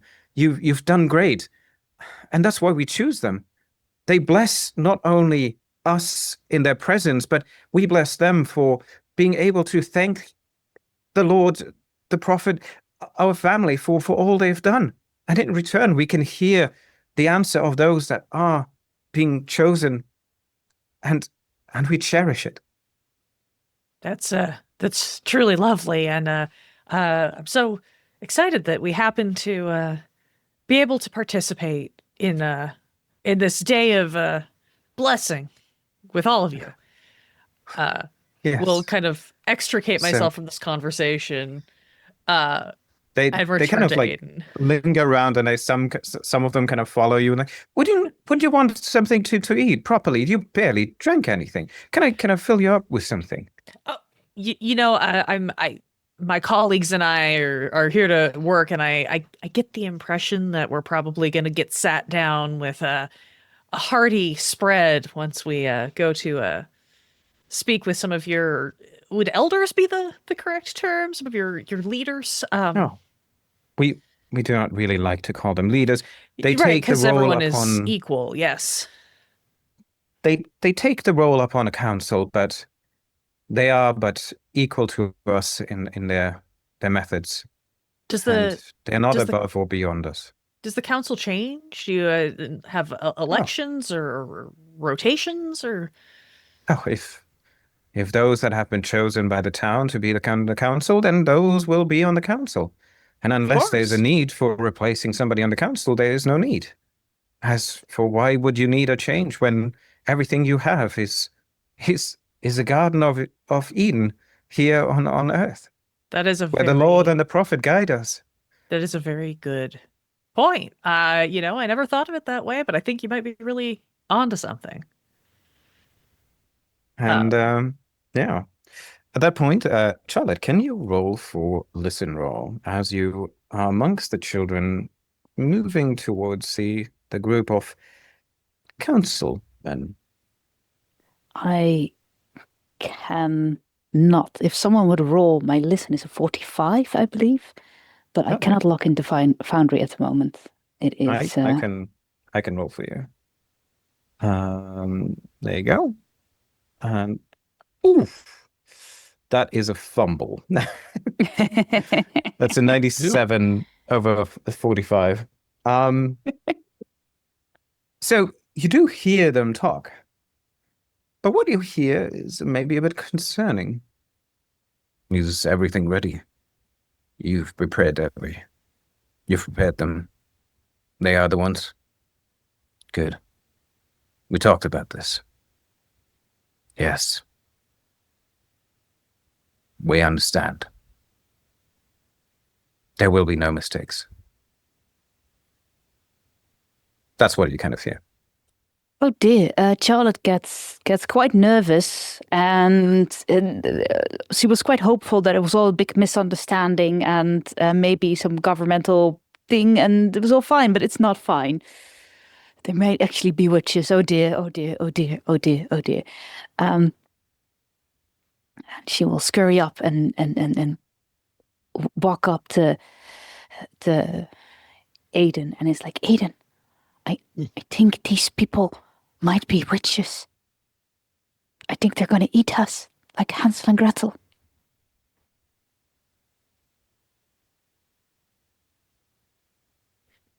If you had told Aiden that yesterday, he would be fascinated. Today, he's still wigged out by the dolls.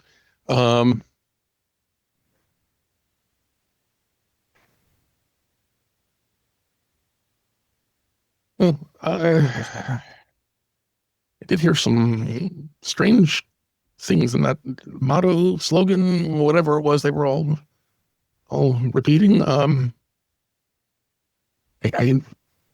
don't know if it's.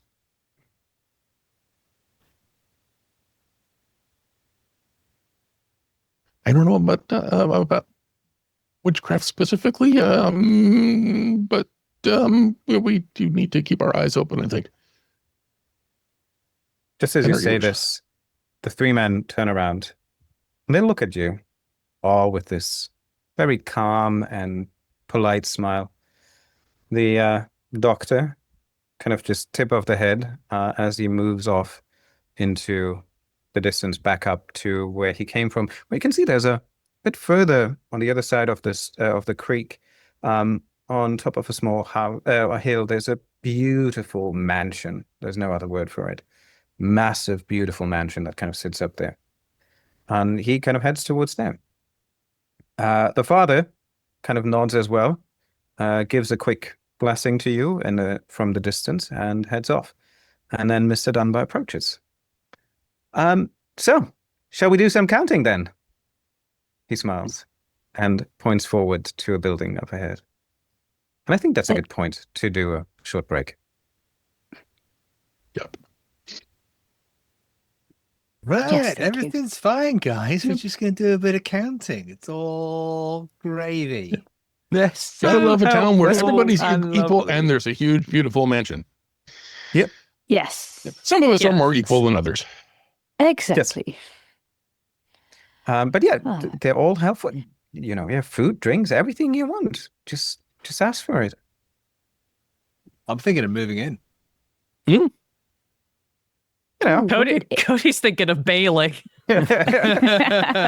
Jordan is just thinking of his apartment, and you know the fact that he's on first name terms with the roaches, and things like that. So it's like, yeah, okay. Yeah, Charlotte is thinking witchcraft. Aiden's not sure. Steve is thinking fairy folk. Especially with the Newman's here have thinking something to eat. Wicker Man. Here have something to eat. Here have something to eat. Aiden just had the word dolls repeating through his head. This is a hilarious character for me to play because I have so much like folklore knowledge from my education that I'm like, this could be like one of 8 things, and my character wouldn't know any of them. Yeah. All right. Mr. Dunbar approaches you and says, well, shall we do the counting then? I had my son Jack send for the books. Should be right here if you want to come. There's the school is available. I think that's a bit more quieter than somewhere out here. If you'd like to follow me, and he kind of steps past you and dabbles into one of those houses around the courtyard. And there are children outside, and as you come in, there's a hallway kind of leading to the left, and there are 2 doors and a door at the very end, and there are the hallway is basically plastered with various shelves and hooks for children's stuff to hang up, but also pictures and designs and drawings and whatnot. And he walks up front and goes to the second door on the right and opens it up, and that leads you into a classroom. Could Levi just a hand on Mr. Baker's arm and just quietly whisper as they're going in and just say, Mr. Baker, could you get me a school register? Have a look around. It would be good to check it against the actual documents they are providing. Sure, that seems like a good use of my talents. And then I imagine we're all seeing. Are we all doing this together? Are we all going together? That is a good question. Are you all going in, or is somebody staying outside? Levi probably would have waved if people wanted to come. If they were dotted around the square and waved and kind of went. Ooh. Charlotte joins because she has no reason not to work on a census, and you're her boss.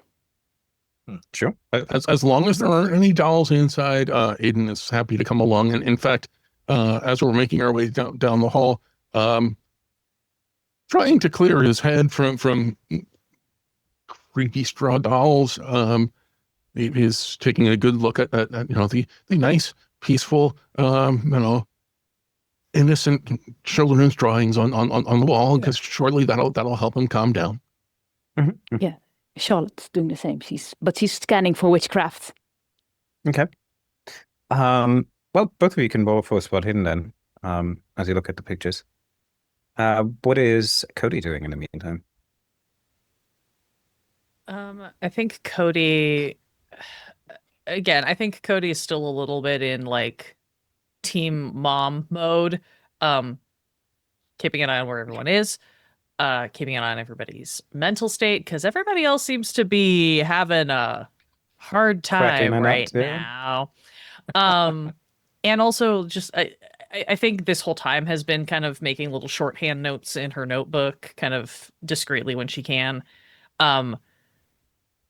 But is also very particularly kind of keeping an eye on Mr. Baker, because she's starting to think that we might need to get going sooner than later. But she doesn't want to cause panic amongst the already panicking group. Mm-hmm. The two of you, as you look through the paintings, they look like innocent children paintings.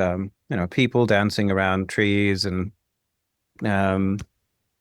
on various festivities, similar to the celebration outside.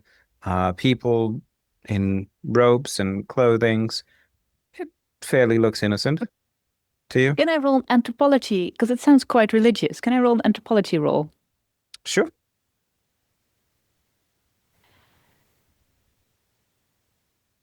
I have a hard success with a 17 under 45.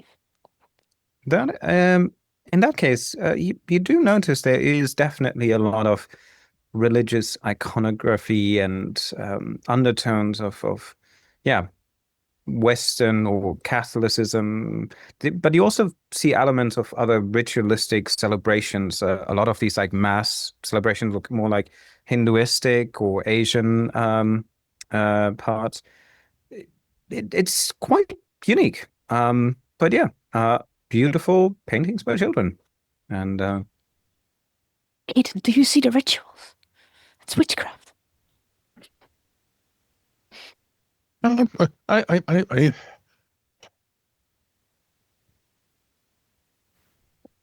see people dancing.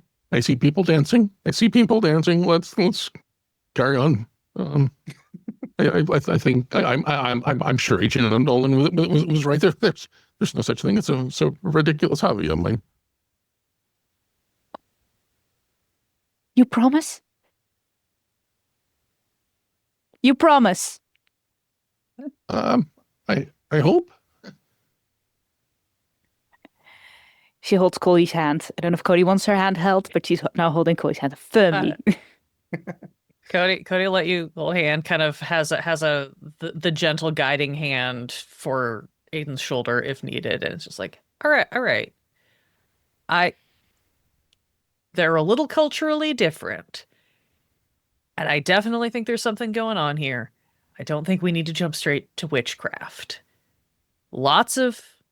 We said it before. We were talking about this before. A lot of places out in the backwoods and these rural areas don't want government oversight. They don't want to be reporting their business. They're evading taxes. Maybe they've got a moonshine distillery up in the church or out by the river or something they don't want anyone to find out about. This could be a perfectly normal kind of covering up conspiracy that has nothing to do with witchcraft. So let's all, let's take a deep breath. Does anybody? I've got cigarettes. I'll bet if I ask Mr. Baker really nicely, you can borrow some of his snuff, sort of with a little bit of intonation on it. I don't think I need more snuff. And she takes a sip from her flask. Right. Okay. Everybody just deep breath. We might want to not use the W word in front of them. That hasn't always ended well in Massachusetts. If they're hearing us talking about it, they might be as wigged out as we are about them. Which one of these books are we starting with, Mr. Dunbar? So Jordan is, without any artifice whatsoever, attempting to find what Levi was looking for. I mean, he's literally just opening drawers, pulling things out, putting them down, all the while staying very close to his duffel bag, which is lying on the top of the desk. Of a desk, okay. Yeah, Miss Dunbar, Mr. Dunbar is with you in the room, and just as you kind of come in, a young kid kind of runs past you, and he holds quite a number of thick ledgers in his hand, and he brings them up and puts them on the table. And Dunbar says, "Thank you, Jack. You can head off home and tell your mother that I'll be home briefly for something. Anyway, shall I bring you anything for drinks, or are you hungry? Can I offer you anything else? These are the town ledgers. You can start anywhere you like." You open them up, and you notice immediately they're written in hand cursive and very tiny script. So, even with your known eyes, doing proper accounting will take you a good while for here, at least a couple of hours just looking at those. If you want to do it properly, of course. But we will roll for this too. Mr. Dunbar, some food would be great, some drink would be great. Just a selection of your finest that you've got going around. We really appreciate that. And because we're going to be relatively focused, forensic in our the census investigation, as I said, we don't want to repeat the same mistakes. We have a bit of a thing we call a spot check. So we might occasionally come across a name. We're going to spot check that person. We might come outside. It'd be great if you could help us find that person, just so we can cross-reference them across. Isn't that right, Miss Rose? Yes, spot checks are very regular, and the faster you cooperate, the faster will be done. We promise to be absolutely polite and kind to anyone we spot check. And absolutely no trouble. And I believe that nobody in town will have any objections to this. That sounds wonderful. I'm just gonna. I guess we'll get our first spot check out of the way, and I'll pick up a random one of the books, flip it open, flip 4 or 5 pages, scan somewhere that I'm not even looking. I think we'll start with Sarah Fry. Sarah Fry. I don't recall that name. You don't? I mean, we have Sarah Townsend, we have Sarah Hansling, we have various Sarahs. But a Fry, I don't recall. Let me ask my wife. I'm pretty sure I can. She knows that. She knows a bit more about some matters, and I will get you your drinks and food. Thank you very much, Mr. Dunbar. Your accommodation is outstanding. I would just there is one other part of the census that we want to hone in on while we're here. Obviously we have in any region people born and they stay in the area that they're born and they grow up, which is fantastic, and we need to count these. But what we're also interested in is the transient nature of people across census taking across the states. You wouldn't be able to highlight people that have moved to Little Creek. As long as they're still in town, we'll happily speak to them about their transition into the town. Is that something you can do? I will have a think of it, and I will come back to you in a moment. I think as of now, well, we've been quite steady for a couple of years now, so no, Pretty steady. I will come back to you. Well, thank you very much. And yeah, he heads out. Briefly takes a look at Jordan, kind of opening and closing drawers in the classroom. Thinks about asking something, but then just heads out and disappears. Jordan, any school registers? Do you want me to roll a spot hidden or a search? Or... Like, do you find school books of children and notes, their notebooks and stuff like that? But you don't find a register for the children in class. I hold up the list of names of missing children. I'm like, did any of these names on any of these school books, any of the pieces of artwork, did you see any of the names? You definitely, the first name appears on several. Like, first names are very not unique enough that they wouldn't appear in any of those names. The last names are always different, though. Looking at the last names of the children, Mm-hmm. are they a repeating set of names? Like, is there a very limited number of... I mean, it's a small place, so I'm guessing there's a limited number of surnames or family names. Yeah, so you would find a Liam, a Lauren, and a Rosie amongst these books after, let's say, half an hour of kind of looking through all of the individual journals. They do have different last names. Do the ages match up in their classes? Well, the last children missing on our notes, 1914, Liam, 1917, Lauren, 1918, Rosie.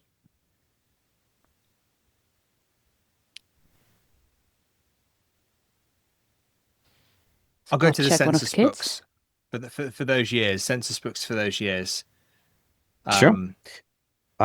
You can roll for an accounting roll, or you can do statistics too. Both will give you slightly different understanding of. Can I assist? Yes, absolutely. My colleague, and does that give him a bonus die, or do I roll for myself? You can decide what you prefer. You can have a bonus die, or you can do it yourself and double their chances. Are you good at accounting or statistics? I'm good at accounting for 60. Wow, there's a reason I'm the boss.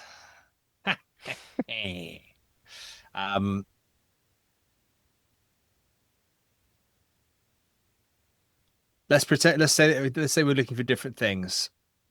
Charlotte's gonna look for accounting. Sure.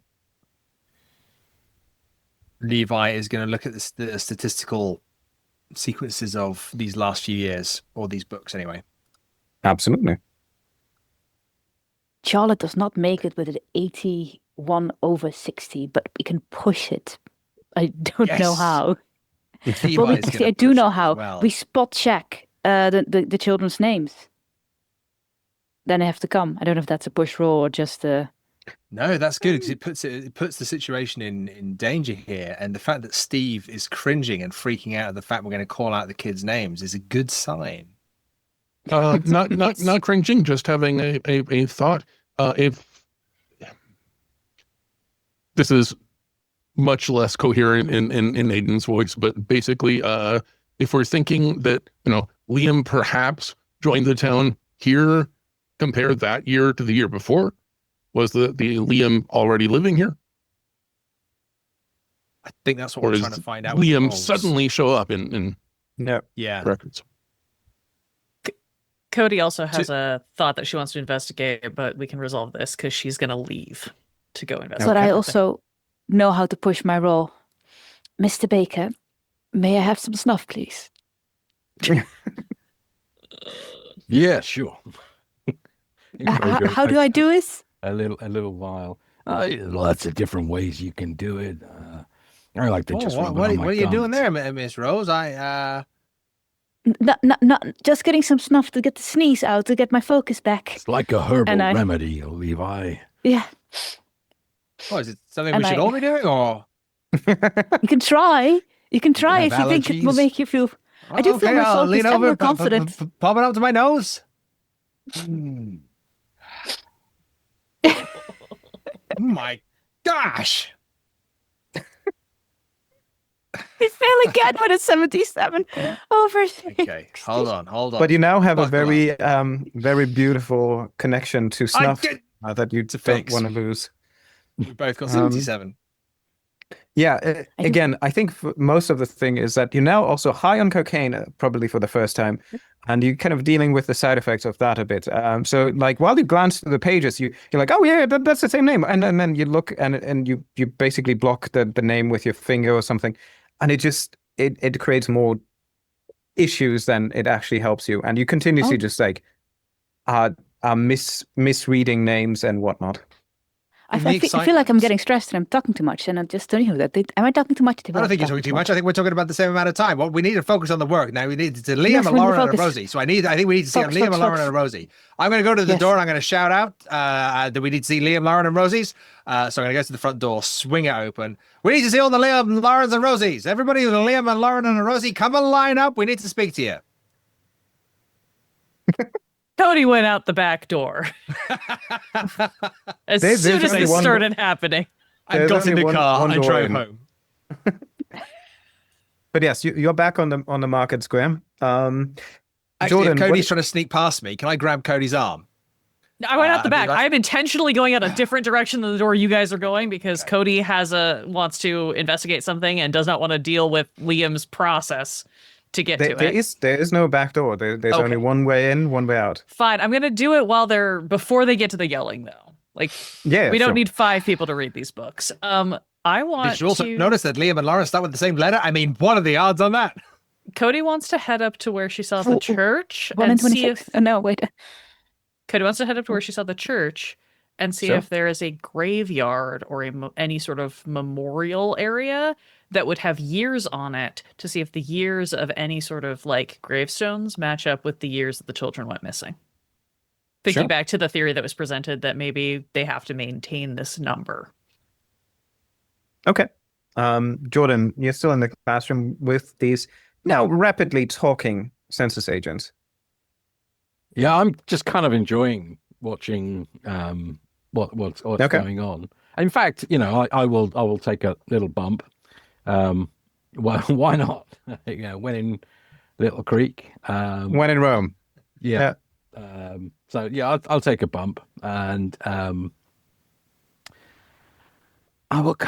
sort of glance in the direction when Cody leaves the room, and just make a note of which direction she went in case something happens and I have to go get her. And all the while I'm staring around the room and I'm looking. Has Aiden left the room as well?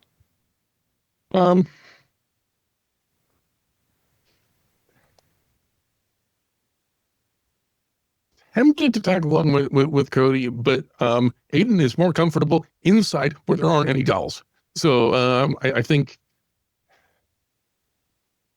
not until Levi and Charlotte leave the room He does not want to be seen actually doing work, but he's a law student. He's used to pouring through books looking for the key thing that's going to matter. He's going to start looking through the ledger to see if there's anything that jumps out at him. Okay. So Jordan, so he's not even looking at what he's doing now. He's just flicking through books like this and just staring around the room, and watching what's going on with a kind of slight morbid curiosity as much as anything now. Okay. He's already decided that this is probably all going to go very bad very quickly. Aiden, you can give me one more accounting roll or something on that matter. What do you have? Otherwise, it would be a spot hidden. If I can do spot hidden, that's helpful. Yeah. That's a 25. My accounting is 15. I do have a 60 in law, but that's a stretch. Yeah, and that's not really the same. So let's do a spot hidden. Let's see if. Wow. 3 under 25. What did Levi and Charlotte miss that was obvious? I think is the question here. I think it is clear to you as you flick through the books after some time that one thing, these books go back years, 10, 15, 20 years. They count people, getting married, birth, deaths, yada, yada, and they go back and back. But you realize the one thing that you would expect is at least a bit of fading of the ink, but the ink looks very persistent throughout all of these ledgers. Like they were consistently written in roughly the same year or two. Okay. If I look at the most recent, is it still that same ink, which would imply that this was all done recently, it is all in the same ink, yes. And like also with an extreme, I guess, even with the spot hidden, you kind of flip through and you're like, if you just go through by 1 year, you're like, okay, so like there's like 2 births or whatever, then there are six deaths, and then suddenly at the end of the year there's just enough births to bring it up again to 321. And that persists every year. Like miraculously at the end of the year, it always is 321 again. Which sometimes only varies by like maybe 1 or 2, but in the 10-year average, it always comes to 321 by some lucky coincidence. Just to be clear, there are enough changes in December, or there are enough births specifically? Do deaths generally outnumber until we get to late in the year? No, you would say they're adequately spaced and placed in order to make it seem like, yeah, you could, if she's about 78, you guess she could die by now. And then 2 girls or 2 women in their early 20s giving birth at the end of the year, yeah, that makes sense too. Could add up. Okay. Jordan, what do you notice is that around the blackboard, there's first you thought it's like the engravings and design patterns like everywhere else in the room, but then you realize that it looks like runes or like inscriptions that are kind of repeating as they kind of walk throughout and turn around. But yeah, looking at them, they are just gibberish to you.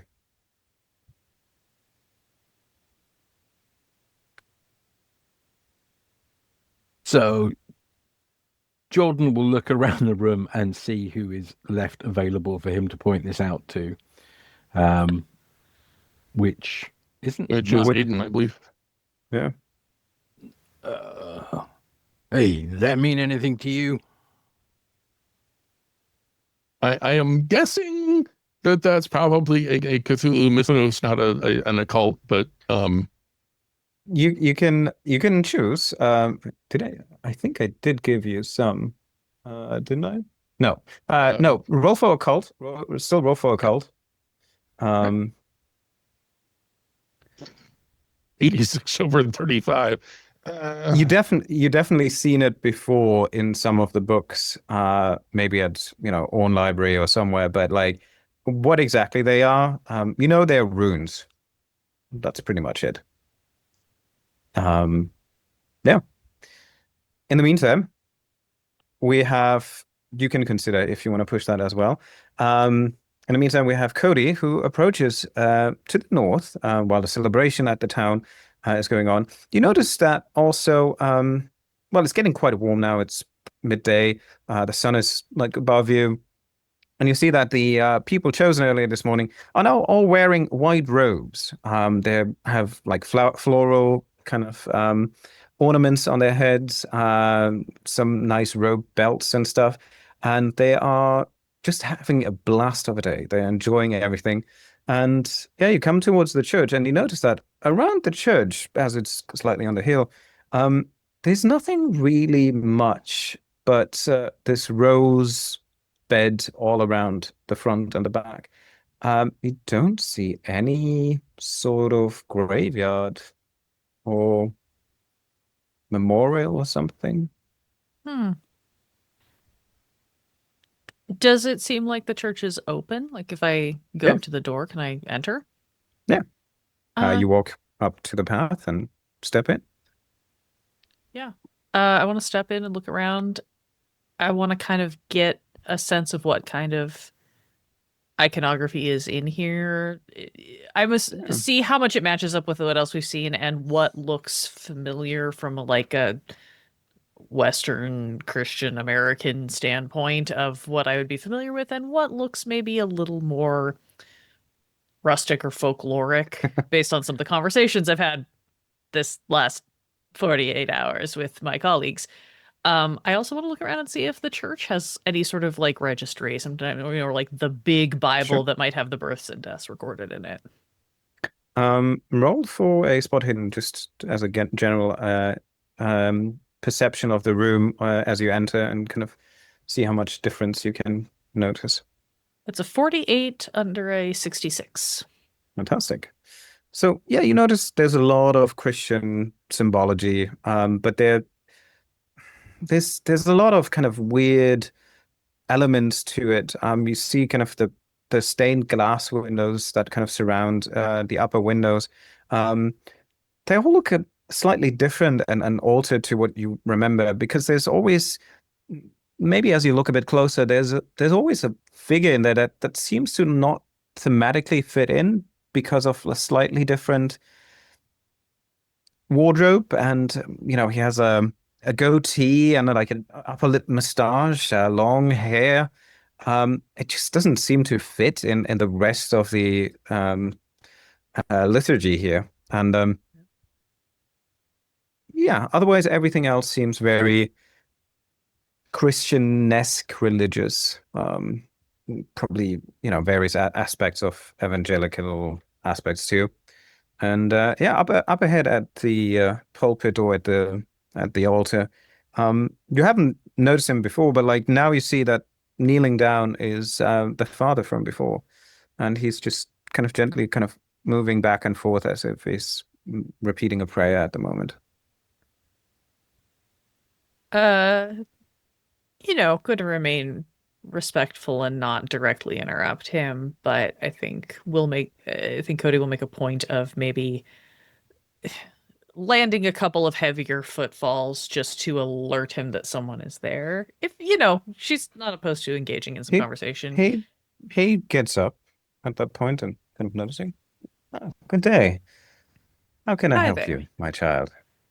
Oh, sorry, I didn't mean to disrupt you. I was just taking a little walk. It's getting warm outside. Thought I'd step into the shade for a moment. And well, I've been chatting with some of the folks about this festival and your community here. It's very interesting. I haven't really come across anything quite like it before, so I thought I'd see what your the church, the town hall, and the schools are usually the heart of the community, right? Sort of get a sense of more about all of you. I'm a writer, so I'm always interested in those sorts of things. I see. Well, I hope you enjoy our community so far, and you've got some inspiration maybe for your work. Oh, certainly. It's been very interesting. My colleagues are a lot more interested in the numbers side. I'm more interested in the human interest aspect. Right. Uh, is this a annual festival that you celebrate here? Oh, do we have a freeze? Oh dear. Uh-oh. Just being super still. Is it just me, or is it? I think I you dipped you're back. You're briefly. back. Okay. Okay. I think we're all back. Okay. Sound Very roll, dramatic David. pause. um, what do you want to know, my child? Oh, I'd love to know more about this festival. Is this an annual event? Yep. It is. It's a way of giving our community a sense of relief, of showing gratitude towards something physical that can give them the reassurance that their prayers, their askings have been fulfilled. And well, if we had somebody pass, their last words do not go into emptiness, but are responded by somebody that represents that person and is giving back the reaction anticipated to calm and soothe one another here. There's nothing worse than a community that it does not care for another and does not think that others are worthy of receiving guidance and help in times of need. Oh, no, yeah. It's one of the downsides of living in the big cities. Everybody, there's tons of people, but everyone's so removed from each other, right? No, that is understandable, yes. These larger agglomerations of people are quite difficult to remain a peaceful and quiet life. I believe you would enjoy it here. You seem a bit restless, my child. When I look at you, I see the beat of the city is driving through you.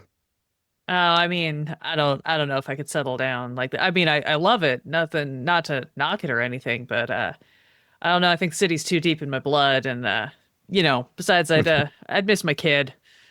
Being this far out, it'd be a lot harder to try and visit. I see. Well, that's a shame. You're married then. No. Oh, I see. Oh, well, it is still a great burden and a great responsibility to take care of a child and to raise it with guidance, morals, and anything that will make it a new and better person that one once was. Yeah, that's what I always tell his mother too, and she and I have different ideas on how children should be raised. Right. Well, is there anything else I can help you with?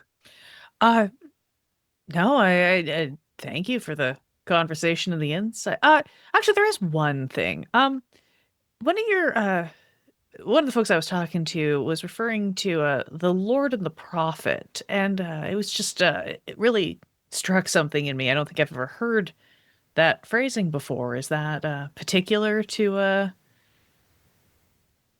hear? Is that just sort of a turn of phrase? It just, I don't know, it's so musical, it caught my ear.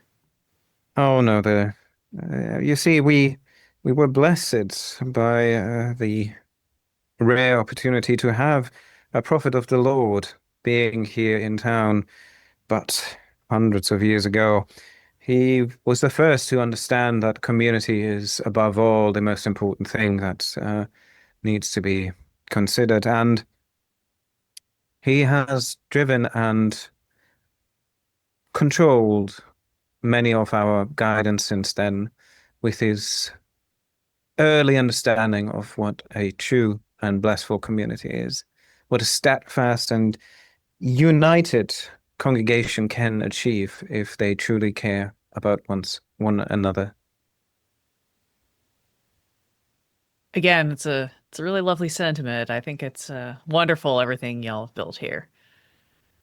Well, Thank I you. should I should go check in on my colleagues. Not that they, need to be looked after, but some of them are a little less socially adept.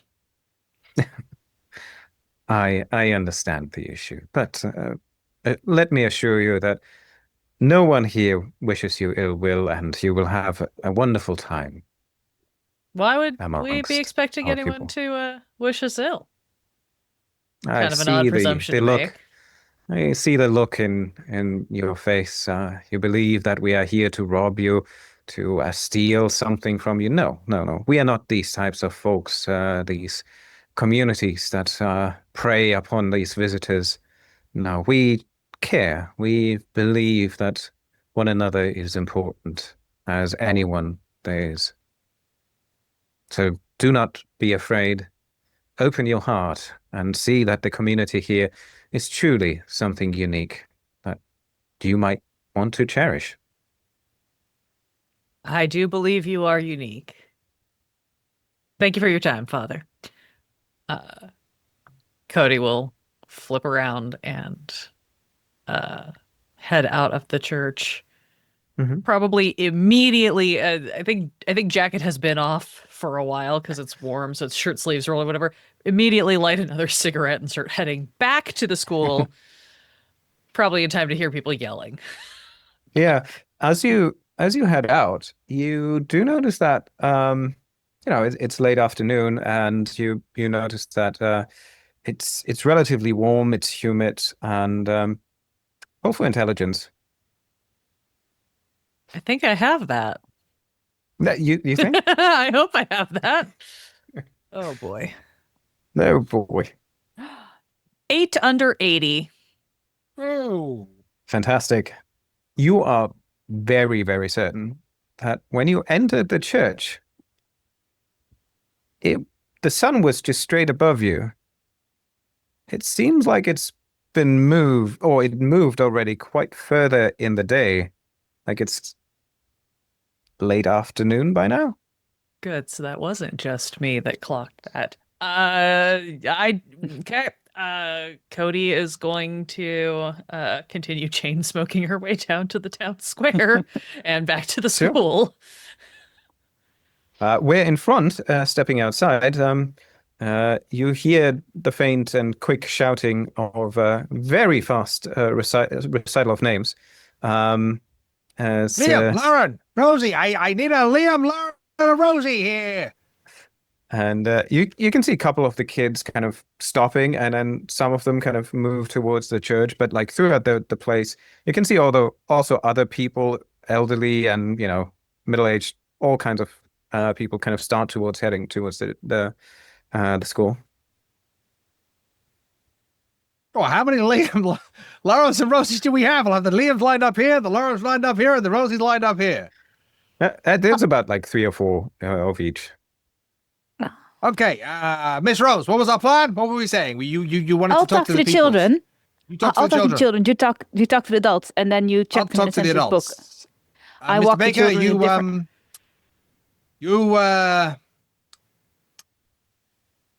I'm just going to tell Aiden my theory about what's going on here.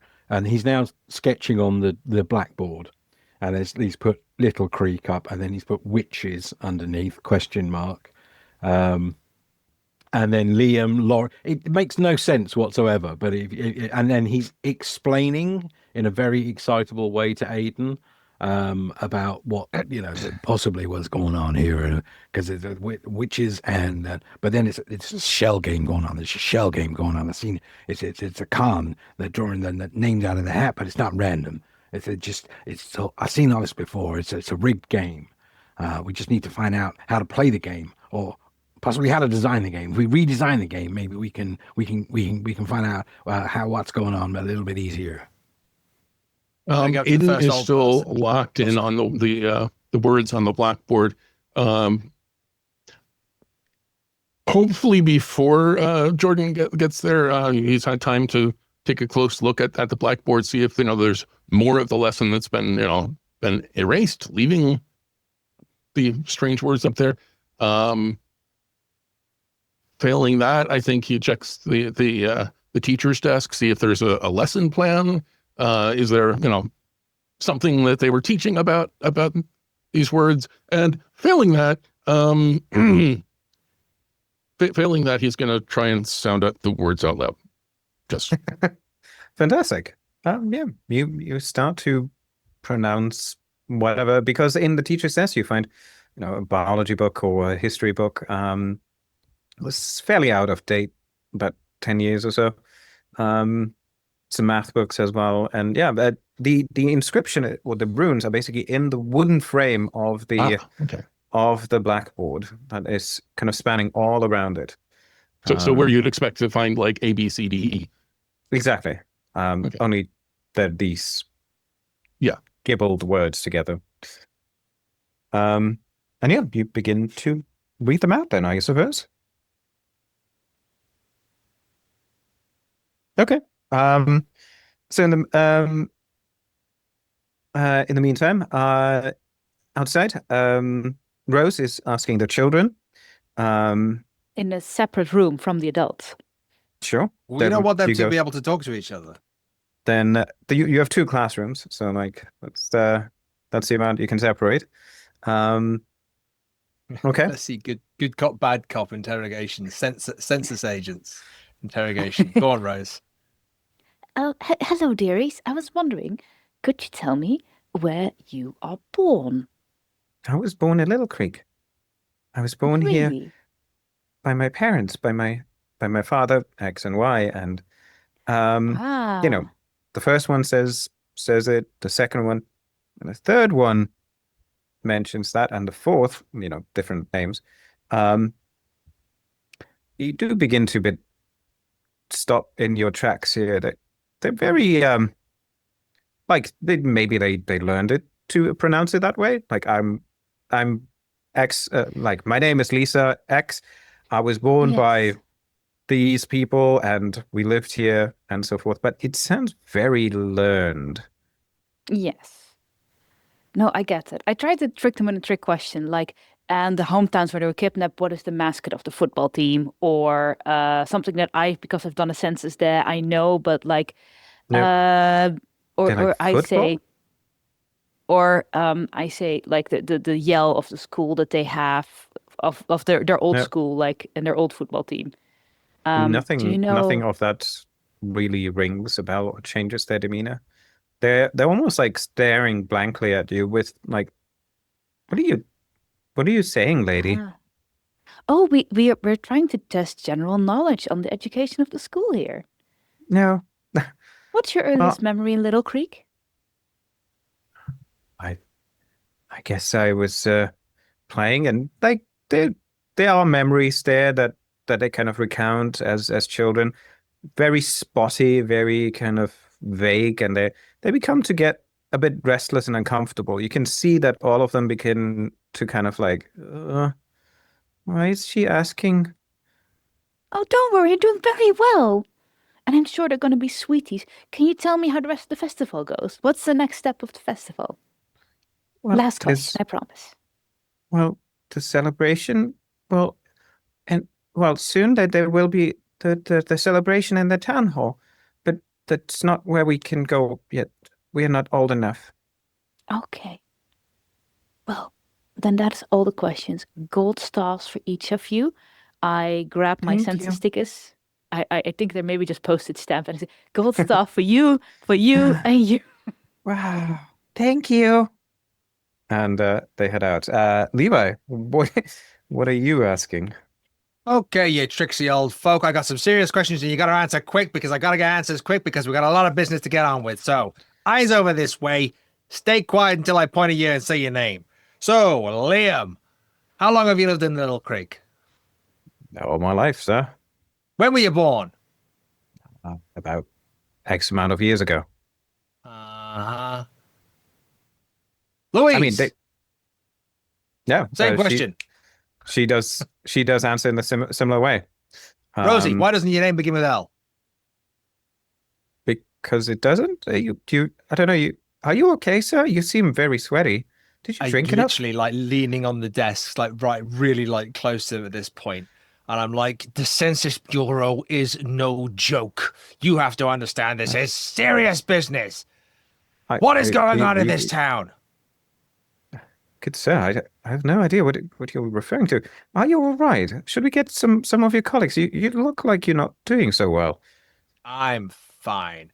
I have made an executive decision. And that decision is that you all need to tell me the truth. Go. The truth about what, sir? That we live in harmony, that we live as a union in a town that cares about each other, that we celebrate and cherish our next man.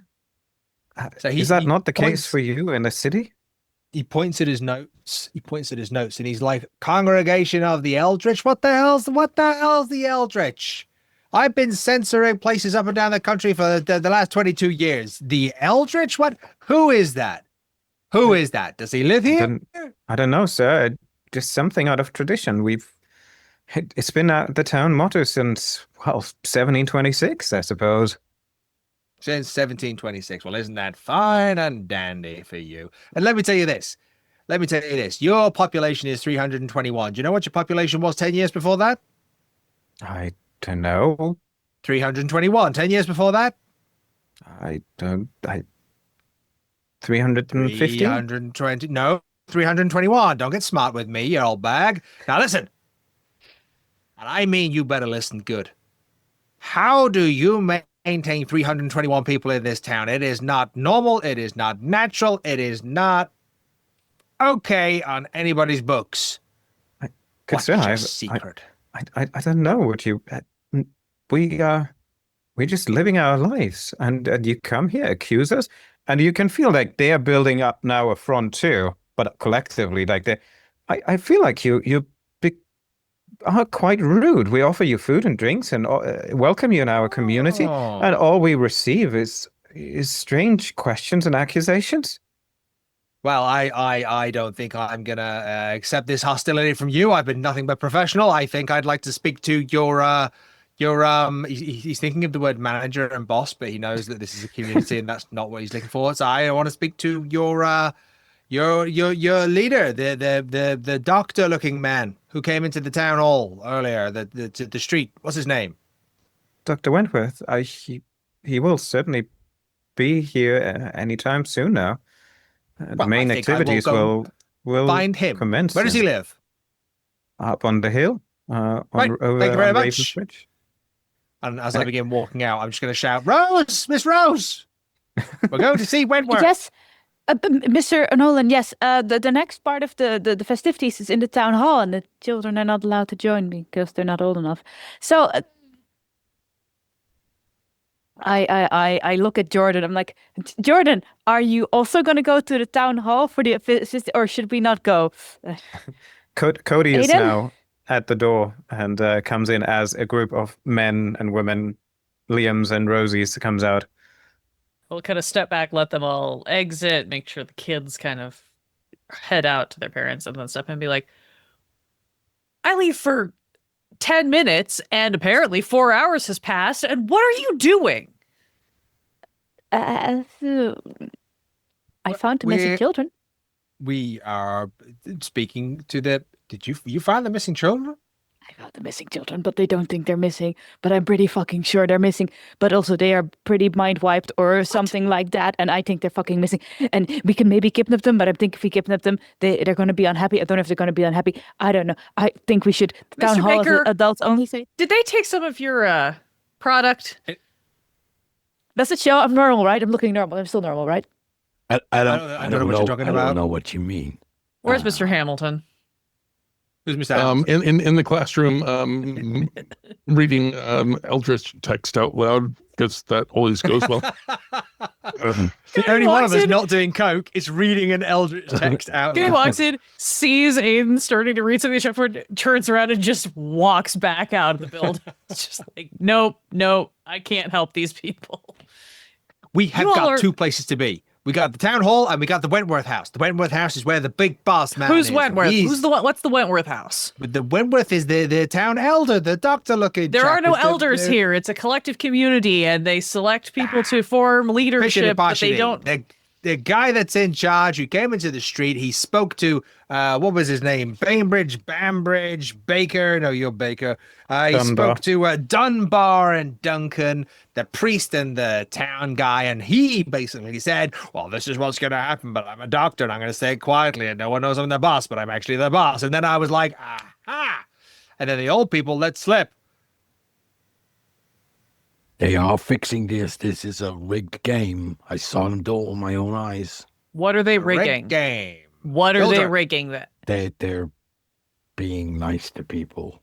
They've formed a utopian commune away from the prying eyes of the United States government. And that is the least American thing I've ever heard in my life.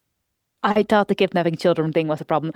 Anyway, the kidnapped children are still over there. They down with their parents that are not their parents. How do we know they were kidnapped? Did they tell you they were kidnapped? No, they did. They all just gave the exact same thing about. Oh no, I am from Little Creek, and they all sounded exactly the same. And then also they didn't. So remember. Children reciting the Pledge of Allegiance in school, a thing that everyone does collectively in some places. But they said the exact opposite of what Miss Rose was asking, which I think is proof enough. Also, they had no early childhood memories, and they're not okay. Miss Rose, what's your earliest childhood memory? I was 2 years old, and I didn't like my porridge, and I yeeted it off the little chair. My mom had me in, and it was the only thing we had to eat today, and my mom hit me. Great. So you've got excellent memory recall. My 4-year-old can barely say his name half the time because he's too distracted playing with toys. But he probably will remember at some point what he like. These children are I help, which is there is still the point that something weird is happening here, and something weird is definitely happening here. I spoke to the priest up at the church, and things are definitely a little ishy.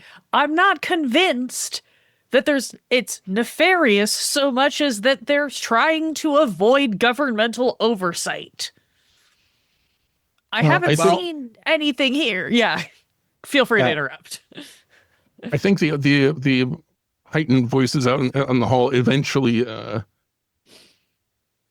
distracted enough to turn away from the weird words on the wall. It comes out to meet you. I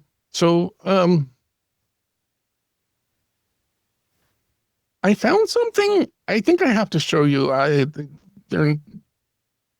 Yeah. Okay. Sure. Come here. And he's gonna show you the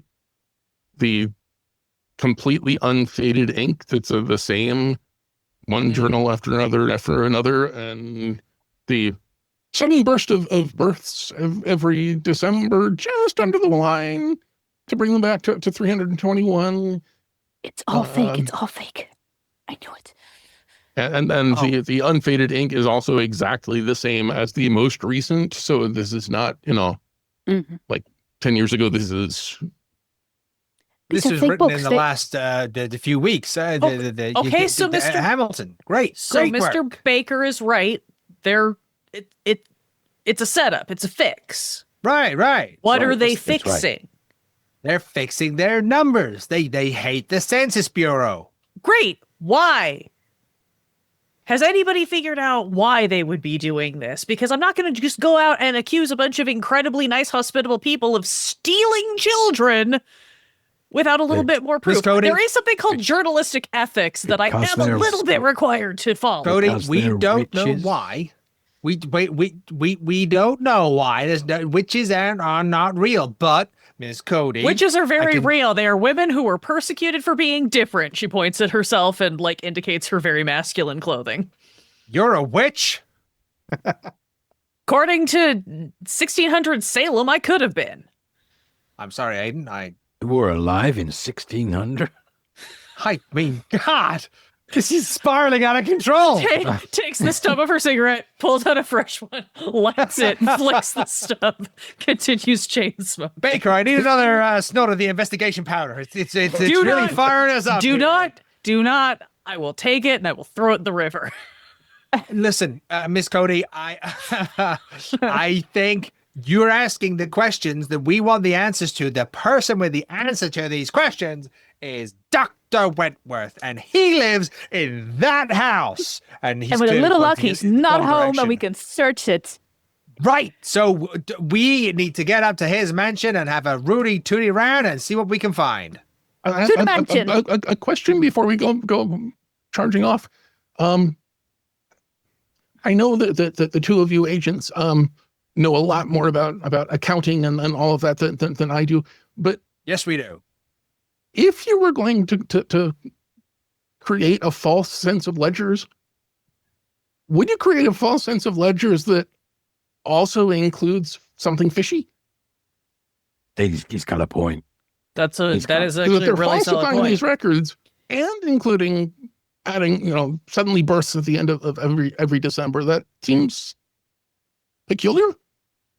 They kidnap children in December, I'm sure of it. Let's go into the mansion. They probably have plans there and They communications. probably have more children there. Yes. Hey, I'm Mr. Hamilton. I'm not sure I'm following what you're saying. You are saying that these books are doctored, but they're not doctored because they're actually real books. They're that bad. They look like they're doctored. They all have the same unfaded ink. But they're not doing anything to hide the fact that they're doctored, which is weird. Exactly. So they're recent copies of books that don't add up to what a normal town census books would look like. Is that what you're saying? It seems that way. I think they've got a special set of books that they show just to folks like you. So the real books are probably in the house. Or they don't even bother keeping them. Dr. Wentworth has. Oh, he's a doctor. He'll have books. Who is this guy? Where did you come up with this? Like, yes, I saw the guy. He's the guy in the town with the old looking tie and the doctor. The guy who just came in and talked to the folks because they're running the festival. We have no proof that we don't even know he's a doctor. He came and spoke. They called to him the a priest, doctor. And Who they called him a called doctor? The priest and the guy called The locals. Dunbar. The locals. Dunbar and Duncan. They spoke whispery with him. They listened to him. He spoke. They listened. He left. Everybody did what he said, except us. What do you want to do, And Cody? don't you think it's suspicious that Martha Whitlow, Ezekiel, Rebecca Harlow, Thomas Rook, and Clara Dunn have all been called out of the hat? They're all gonna be taken up to the town hall and spit roasted for all we know. And that's 5 people from this community that are gonna be gone. Well, guess how many people are standing in this room who are about to march up to Dr. Wentworth's house, who potentially have joined this community and will be writing letters of resignation to the Census Bureau? 5. Yeah, I also caught that the numbers made me a little uneasy. I agree with you on that one. Mr. Baker, how long does it usually take your the snuff to wear off?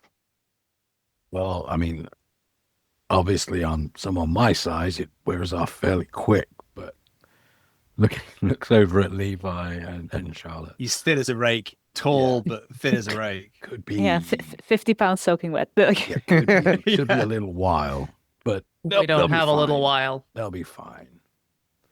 What were you saying about the time passing differently? When I went into the church, it was noon, and when I came out of the church, it was like 4 p.m. Time went How really long have I been fast. gone? Wow. How long does it seem like she's been gone, given a variable amount? Half an hour, 45 minutes. Yeah, that doesn't sound right. Look outside. And if you look outside and you kind of look out from the front door to see kind of over the square, you notice it is indeed dusk. It's getting close to maybe you would say 6, 7 p.m. It feels like. You should notice that a lot of the people on the town square, the festivities have almost subsided. The screaming that you created, you barely didn't hear anything from outside, but you notice that most of them have kind of put their stuff aside, and they're slowly and gently all moving towards the town hall. One by one, entering and disappearing up ahead. We were told very specifically not to be here at nighttime, right? Yep. Only at least 5 or 6 times. But it was by someone who was communing to a black box. So It was might be any of by them. everyone we talked to on the way here. Maybe we should just try and get this weird box out of here and get someone to look at it. Someone with the right kind of credentials. I Mr. think Baker, there's I am not a not box. leaving Little Creek until I see what's happening in that town hall or until I see what's happening in Dr. Wentworth's house. There is something not right in this town, and it is our responsibility as the Census Bureau agents to make sure towns are abiding by the rules of this government. Mr. Nolan, you're right. Let's split up. Let's split. So what? Some people go to town hall. Some people start walking to the mansion. Absolutely. We need to split up and divide our labor, divide and conquer, and make sure that we resolve this as quickly as we can and as safely as we can. Mr. Hamilton, these books were all handwritten. Anywhere in this school, have we seen a typewriter or any sort of typewritten papers? Is in the mansion. All of these letters, the ones that we think were faked, were typewritten. So the typewriter is going to be kind of a clue. I've heard of folks, I've got some friends who are in the newsroom who are, you know, they're particular about their machines, right? They got a sticky key here or something. They can identify who typed on what machine by looking at the ink pattern sometimes. Who's got that R that doesn't quite stamp down right, or something that's out of alignment. We might be able to, if we can find a typewriter, if it's not here. Because this doesn't seem like the kind of town, based on everything we've seen, that just keeps a typewriter around. Right? Well, maybe we should ask Dr. Wentworth whether he has a typewriter. Because you think the guy that you're accusing of being the head of, I don't know, a witch's coven is just going to out and tell you that he owns the only typewriter in a town? When I that's, say like, ask him, what I mean is sneak into his house and look around, find it, and then say, hey, you've got a typewriter. And Hey, your Mr. eye O'Nolan, is how sticking. good are you at sneaking into places? I told you that I was a hide-and-seek champion at my school. I would hide, and people would not find me for days. They would People not come and chose find not to me. find you, Mr. O'Nolan. As you have this moment of silence, D4 psychic damage, you notice that the town square is by now almost completely empty. You see just around the corner, or faintly in the distance, you hear the church bell ringing. You see also the priest kind of making its way towards the town hall. There is, with a small group of an elderly woman, that seems to be his wife, Dr. Wentworth, actually crossing the town square with a couple of other people and some children around them as they head also towards the town hall. There's a brief moment where, you think everybody's gone, and then, a head pokes around the corner. Excuse me, do you want to join us for our celebration? We're about to begin soon. I just wanted to know if you want to join us or stick around here. You're more than welcome. Who's this speaking, sorry? Just a random bystander that just appeared around the building or around the door.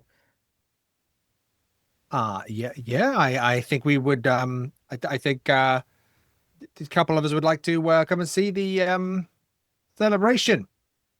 Good. Please come. Take your drinks. It's fine. Thank you. Okay. Is everybody And he going to kind go of to moves the? forward and waits basically celebration? at the door of the town hall for anyone who wants to come in. Do we all go, and then maybe after?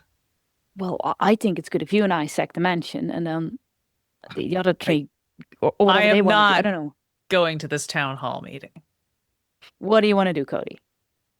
I'm going to wait for the rest of you to sort your shit out, and I'm going to make sure the car is still running. Okay, executive decision. Cody, you do the thing where everyone sorts their shit out. Aiden, town hall, check it out. You got to make sure everybody's there. Baker, go with him and look after him. I'm gonna need a gun. Mr. Baker, could you maybe It's my gun. keep these two here until they're I don't know sober?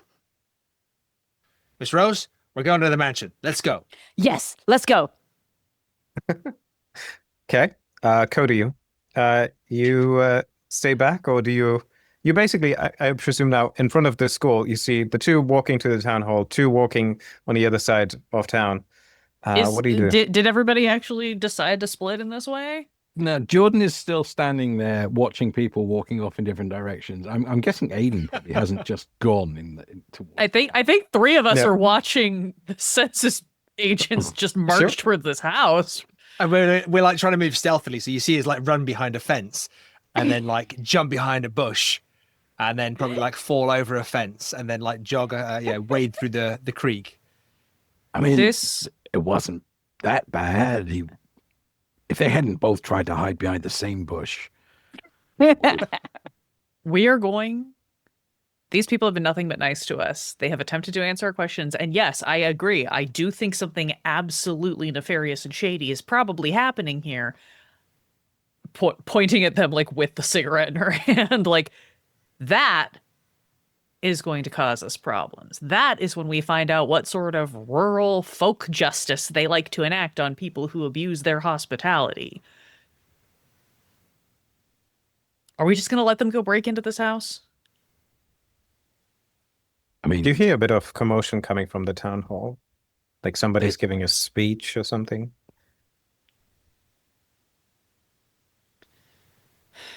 they're official. They got badges and identification and whatnot. Oh, hell. You know what? I should. Jesus, Mary, and Joseph. All right, do what you're going to do. I'm going to wander over and kind of hover outside the town hall and try to listen in. I don't want to go inside, Okay. but maybe kind of go up, find an open window that I can kind of listen near. The windows are all about 2.5 meters above ground. They're quite tall. I'll just stand near the doors then, but I don't want to Sure. go in. Aiden's gonna tag along. I am having a feeling that maybe we shouldn't, have one person off by themselves. I mean, Mr. Baker can take care of himself, but maybe the rest of us, buddy system. I mean, I'm generally a good proponent of safety in numbers. I just don't know if I feel safer with my colleagues or the conspiracy right now. John, what do you do? Jordan is kind of really torn because his actual mission was to protect everyone, and he's now struggling to protect everyone, because they're going in Different massively directions. different directions. It's also being influenced by the fact that he likes Aiden and Cody more than he likes Levi. Charlotte, he likes. But I thought we were best friends. But Levi is also, the kind of, and they are the prime people he should be protecting because they are the census people. So, what it will be? Oh, hell. You see him, he just reaches into his jacket, pulls out a revolver, checks the load on it, puts it away, picks up the shotgun, backs the slide back, make sure there's a round in the chamber. See if you can get Aiden out of here if you can. I'll go and see what I can do. And then he just puts his hat on and walks after, without making any attempt to hide behind anything. He just walks after Levi and Charlotte. And you would pass the spit roast where you can see there are actually roasted pigs that have been dissembled and been eaten through. Long pigs? No long pigs, regular pigs, suckling pigs. Okay, so as the three of you arrive then shortly after at the beautiful mansion, you notice that when you come to the front door, it isn't locked. There's a few lights inside on, but like you don't hear any commotion. You don't see any movement in the house at all. You see it's 2 stories tall. And what do you do? We enter. I enter. I Sure. enter very quietly, and at least I attempt to be quiet. I'm happy to roll stealth and see if I make it. And then I try to zone in for stacks of paperwork or really weird occult shit that makes me scary. Sure. Yeah, roll for stealth, and all of you can also roll for listen.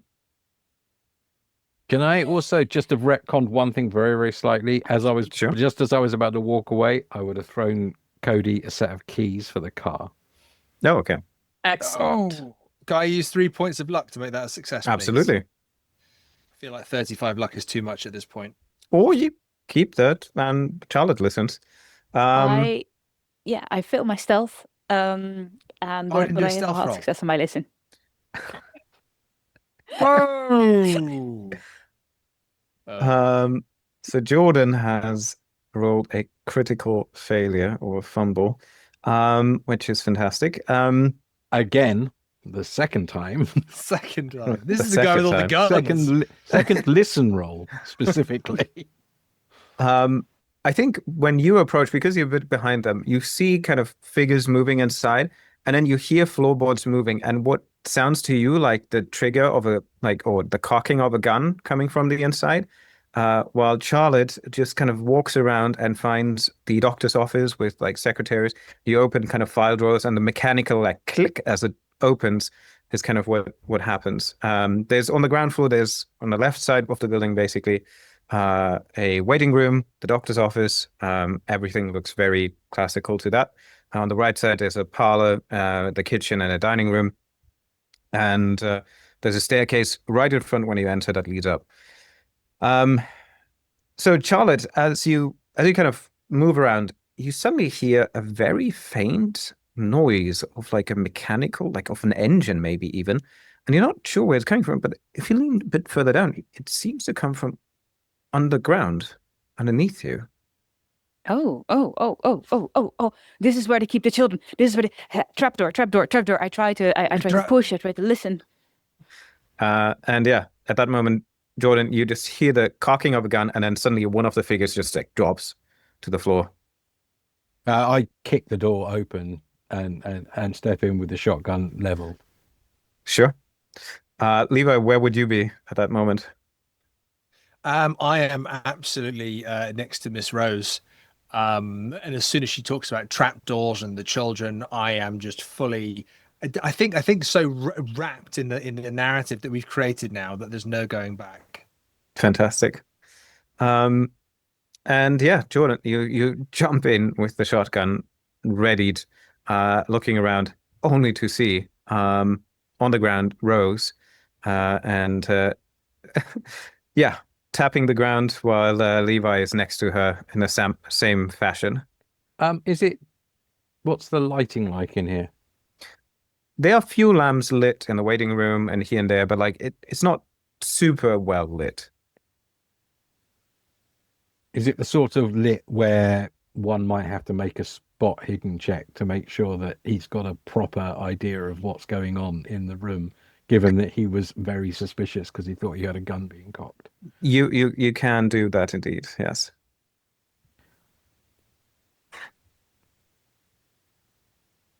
Oh, wouldn't it be funny if this was another fumble? Would be deadly. Ooh. It's a regular success, 50 out of 75. So you can make out the scene, and you notice maybe also that at that moment one of the shelves kind of pulls open and makes the same sound again. And yeah. God damn it, but just, oh my God, do you know what would have happened if I think the children in the basement. I think they have a basement, the mechanical basement where they keep the radio for the government conspiracy. Help us find it. Can you hear it? Can you help us find the children in the basement? We can't leave the children here, Mr. Baker. Do you want to give me the gun? Don't give him the gun, Jordan. I'm not giving you the gun. Let me hold the gun so you can find the secret door in the basement to the children. Is there, I mean, I will look to see if there's I'm not giving him the gun. Yeah. I'm not. You look around in the medical practice side. It doesn't look like there's any often use entry to a basement or whatsoever.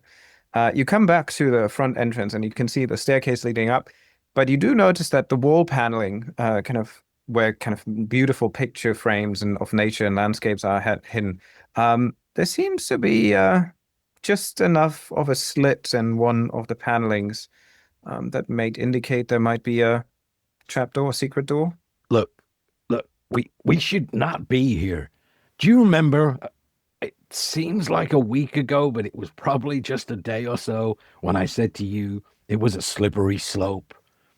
And it started with just picking up some box from behind the little bit of crime, and then there's drugs. And I mean, okay, I had something to do with that, but you had, Mr. Baker, I understand what you're saying, but you have to recognize here that my eyes have been opened.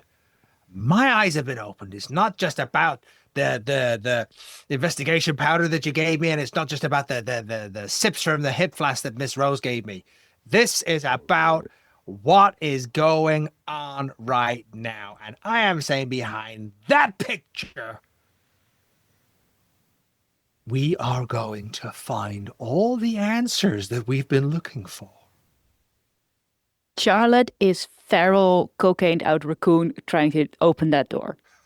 I think that the speech actually exhausted Levi so much that he kind of leans over to the wall to kind of find himself a bit of a hold, but then just finds one of the candelabras and clicks open, and the door swings inwards, revealing a staircase that leads to the basement, concrete staircase.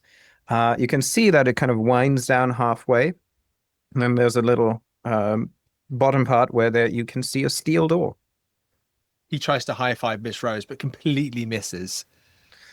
Charlotte is sprinting down the stairs. Let's go. Mr. Baker, did you want to give me the gun? I do not. Okay, let's go. You come to the first door, you immediately try to rattle it, and it is open. You open it up, and you see there's a hallway. There's a door to either side.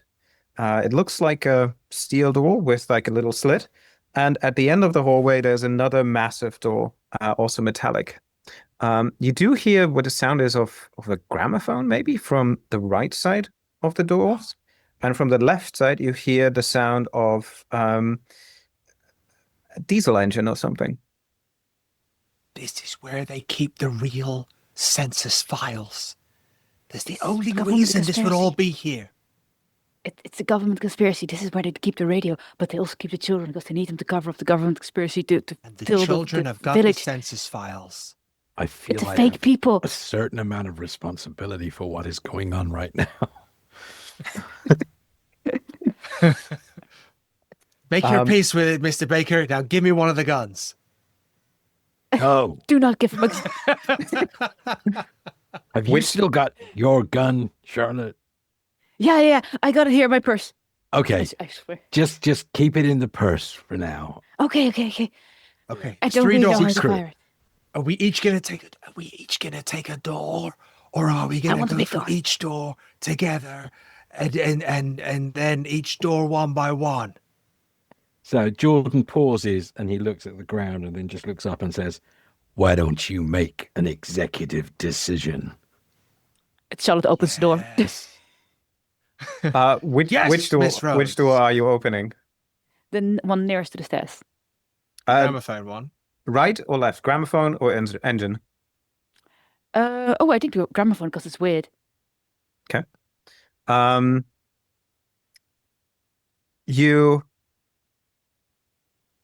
You can open the door because it's locked, but you can open the little slider.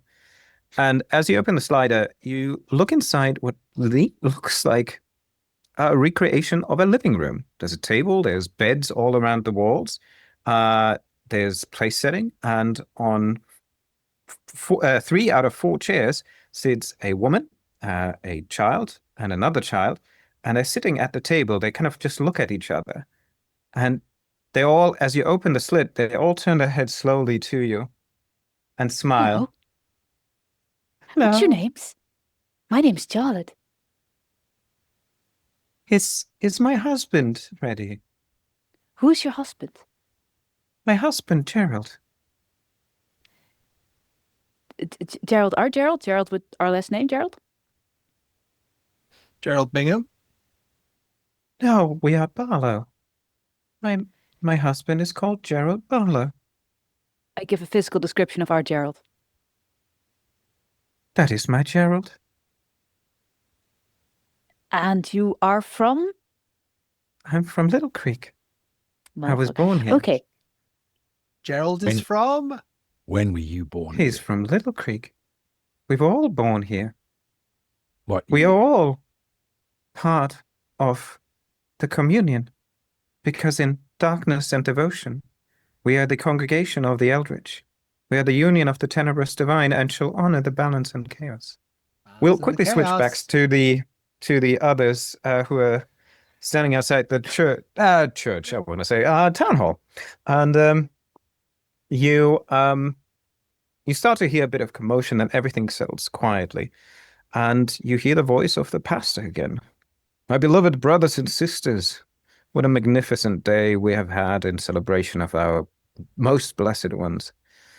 The air is still thick with the echoes of our rejoicing as we wait for their arrival. And lo and behold, here they come, adorned but in garments of the finest silk, their faces beaming with joy and radiance.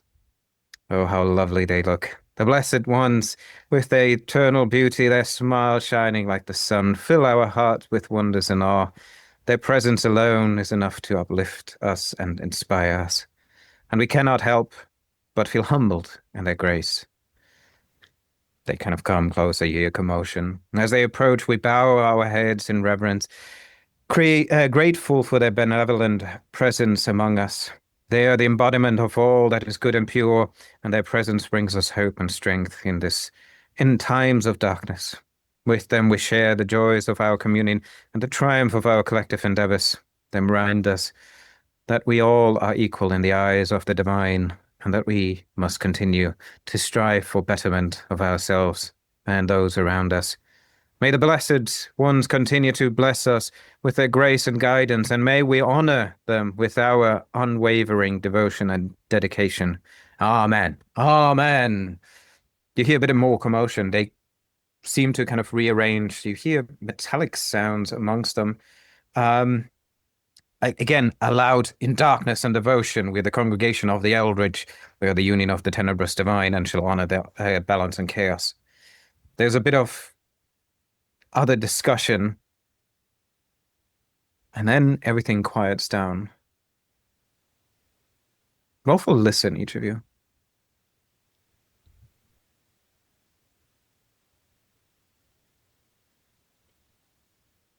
$70 over $30. 81 over 60. Can't really make out what the sound is right now, but you hear there's definitely multiple people moving. It sounds like footsteps on metal.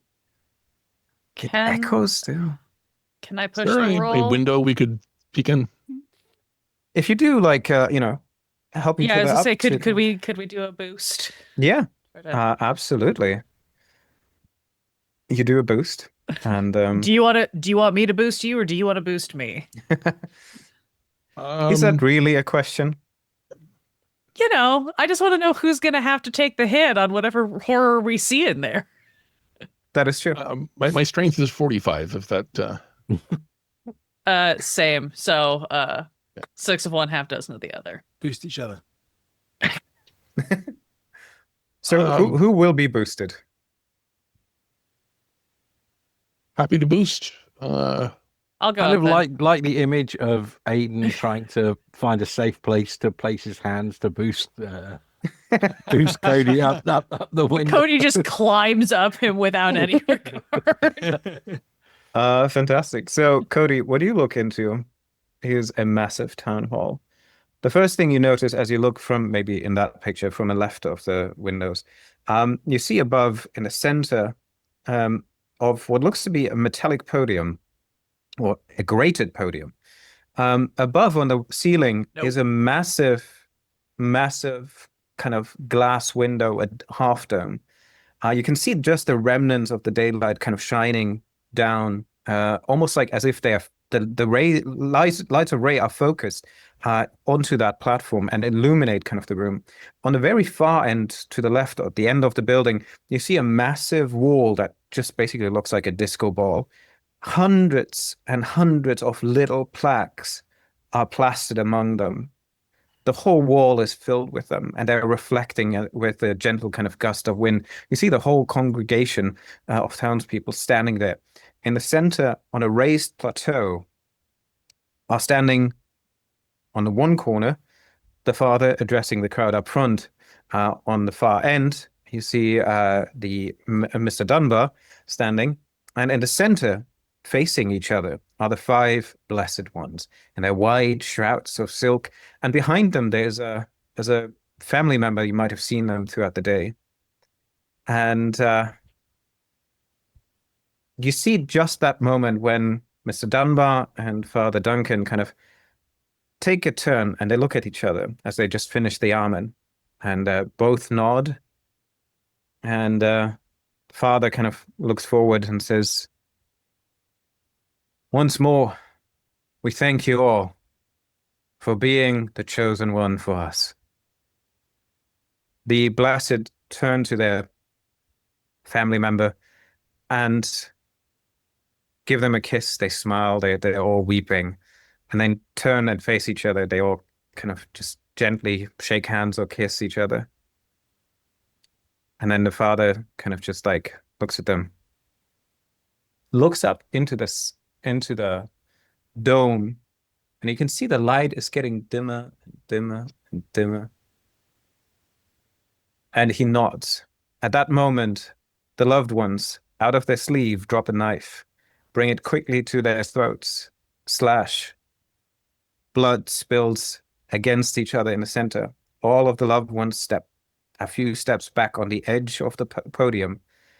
You see Mr. Dunbar turning around as the bodies still kind of falling forward, almost like falling towards each other. He nods to a man standing on the back next to a statue or something, and he pulls on one of the arms. Suddenly, the platform basically just opens up and opens into a hole, and the bodies fall into it. Roll for sanity.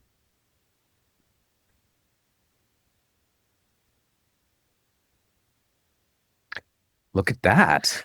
That's a 9 under 50 for Cody. And a 12 under 15 for Aiden. Fantastic. Which makes sense because he's seeing the wall of the church.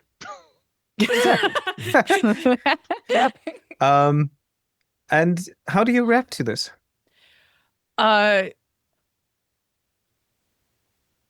Cody sees this. I think there is that split second right before it happens that Cody almost has a realization of maybe what she's about to see or what she thinks she's about to see, at least as far as like knives appearing. Cody is 100% on like, great. It's a commune. It's a commune that does some really horrible things. I don't think cults or high control groups are like quite a unilateral consideration in the 1920s, but she's an investigative reporter. She's seen some shit. She's read some things. And so I think when the platform opens and drops, I think that's when she sort of kind of reaches down, taps Aiden, starts kind of scrambling down. It's just immediately going to be like, okay, so there's murder happening, or just happened in there right now, and I think they've got a charnel pit under the town hall where they hide the bodies, and I think we need to get out of here right now. Aiden is not going to argue. Okay. As the two of you start heading towards at least a direction where you need to decide, do you head to the car or do you head to the house? I'm going to switch back to the other two as you just open, or the other three, as you open the living room. And you do notice that there is not really much saving for their mental state. These people in there are long gone. What do you do? Do you know where Hosman is kept? She kind of just looks at you. The doctor's taking care of him. Thank you. We hope to get back to you. help. That's basically what she says. I think roll for Sam too, because like that is a very harsh Very scene. concerning. Is that all of us? The Those of coke you who is looked keeping into me the running. room. So if you Hot didn't look success in the on this room, you don't have to roll. You just hear voices coming from within. So there are brainwashed people in there, a woman and 2 children, and they're looking for Gerald, which is our Gerald, but they think it's a Little Creek Gerald, but it's our Gerald. And I think you're going with the brainwash thing, like you said with the kids, that they are the missing kids, Yeah. but they've been brainwashed to think. Okay, so Yes. okay. The Baker, I'm going to open this door, Mr. Baker. The engine noises. Do you want to give me a gun? No, I'll stand back here with the gun. You open the door. You got the important job. Okay. Yeah. Okay. Yeah. He's just wiping his sweaty brow. Yeah. Okay. And he kind of just like, rather than quickly and quietly, he's going to kind of like do the door handle and like fling the door open. Okay. Surprisingly, this one is not locked. But the scene that you will notice is a bit disturbing. Oh dear, Gerald. On a chair, restrained with arms and feet, severely malnourished, sits a man that you both kind of recognize as Gerald Bingham. His eyelids are basically hooked backwards with fish hooks. Their eyes are red and quite badly injured, and he stares at a blackboard on the other side. And he just mumbles something you can't really understand. Hey, Gerald, it's Mr. Old Nolan, Levi. It's okay. Roll for sand first. Oh, it might not be okay. Oh. The coke is still carrying me. I still have had success. Gerald. Point. Levi, that's a D8 for you because it's a colleague and at least acquaintance. And Jordan, that's a D4 for you. 3 points of sand. Does Charlotte lose a little bit? Yeah, you lose 1 point. Sorry, yes. Even with a success. Okay. So, Levi, what do you do? Gerald, you're okay. We're here to save you. We're here to bring you back. We knew that there was some weird stuff going on. I'm gonna go over to him and like slowly unbuckle his wrists. Roll for legs. Dex.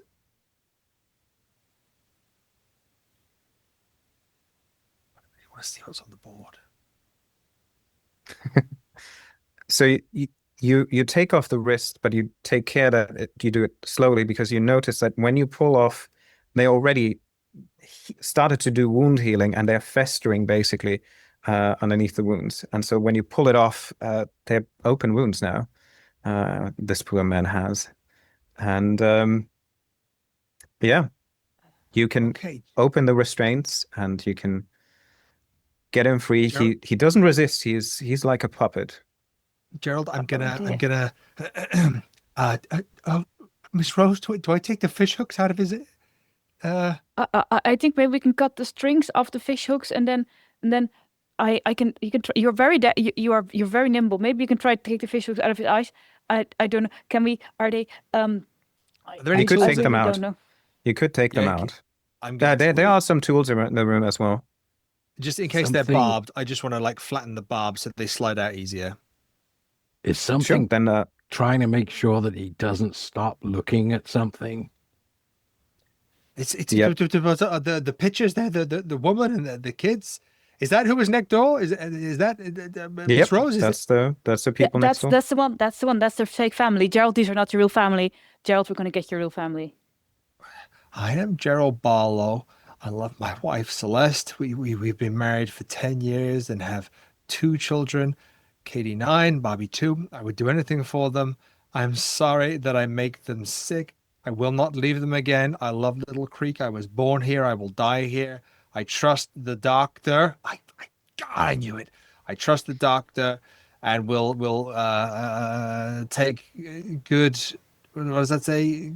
Good care of me. It will trust the doctor will take good care of me. Mr. Dunbar will support me, and Father Duncan will guide me to my Lord. I am one of many. Without me, the world will fall to chaos. Without them, I am nothing. Those three sons of diddlies. I am sorry for my language, but it is outrageous. What is it? What those three people are? Gerald, it's hey, I'm gonna get you to stand up, and I'm gonna walk you out of here, okay? I can carry You Gerald. you know that he can't walk. Like you wouldn't need to carry him. Like his I will help muscles you are carry- atrophied. Is there? It's okay. Mr. Baker, do you have the ability to do some first aid on Gerald, like some sugar water and some? I can try. I only have like Girl Scout training. Do you have more than Girl Scout training in first aid? Better with gunshot wounds and explosives, but I can try. And Dehydration? I will attempt to first aid him. Sure. Um, You do find a bottle of water in the room. It's just kind of right there on the other side of the table as well, probably as a torture way of letting him see water, but not letting him drink. so I will spend a point of luck to make that. Well spent. So you can at least bandage up the festering wounds and make sure that he's transportable without kind of dying of any of that. And you can also try to give him some water. I mean, he's coughing it up. It's very difficult for him to maintain it. Yeah, I'm not going to feed him very much water. Just sip onto the lips, kind of thing. Sure. Mr. Baker, Miss Rose, there was still the metal door. We've got Gerald. We can leave with him any moment, and I think we get him. And on our way out, we get Miss Cody and we get Mr. Hamilton, and we get in your car and we just drive right the hell out of here. But if we don't look behind that door, I fear we are going to spend the rest of our lives thinking. Okay, what was behind So that? Jordan makes a split decision. He knows that Nolan is not going to leave until that door's open, and he wants to get out as quickly as possible. So if he just strides over to the door and tries to open it. Okay. You find it's locked, and it looks like a reinforced steel door. Is it a key lock, or does it? It does have a key lock, several of those, but yeah, without the key, you don't think like you would need heavy equipment or like tools to actually break this open. Like you don't think just without the key you can open it. With explosive, you could. I mean, if you want to, but that might also destroy or harm those people in the other room. People. Mr. O'Nolan, Levi. Well, in the other room, that's Celeste and the family around the table. We've done our best. There is a time when every soldier, and he looks at you intently when he says soldier, when every soldier, when every man doing his duty, when every person who has been pushed to the edge and found the way, the will to come through, has to take a step away and say, I've done what I can. We've got our man here. We didn't leave a man behind. You have led us well. Take us home, sir. And this is obviously complete bullshit playing to Nolan. This is beautiful. Yeah. Keeper, surely, Keeper, you've got to give me a roll. I leave it up to you. It was a great speech. I don't want to interfere with It was this. a great speech. I reckon, just for fun, let's go with the persuade roll with the bonus die. Okay. Well, there's no harm in trying. Or is that not a skill that with the has? bonus die, let's try that. Let's try it. It might Or whatever social roll. I didn't realize it was 10%. Oh, that's an 80 and a 92. Like, there's no way. Yeah. Yeah. So, Levi, how do you take that speech? And what do you do? I think at face value, he hears that, he feels it. there's conflicting things going on in his head, but to Baker's face and in front of Miss Rose, he'll at the moment it appears that he's going, we'll get Gerald, and we'll get our man home. Okay, and he'll go in and he'll help scoop up Gerald with Miss Rose. Okay. And begin To bring him out. Yeah. Upstairs, and we are. Yes. And you're heading out. I'm looking for keys wherever I'm looking inside the doctor's house. I am looking for keys wherever they may be. Yeah, unfortunately, not on a hook labeled "key to secret door." And so we bring these two groups together as a group of 4 people actually makes their way down over the bridge next to the spit roast, quite hastily. While we have Aiden and Cody kind of running across the market square, the town square. And as you, Cody and Aiden, are approaching kind of the bottom where you kind of can take now a left towards where the car is, you can see that behind you, or the others see it, that from the town hall, the townspeople start to emerge back onto the field. They all carry now candles and torches that they start to light as they exit. And you can see them kind of building up a line, and they kind of flock out one line after another, and they kind of move slowly with precision and care towards you. They're not saying anything. They're humming a bit, like a tune.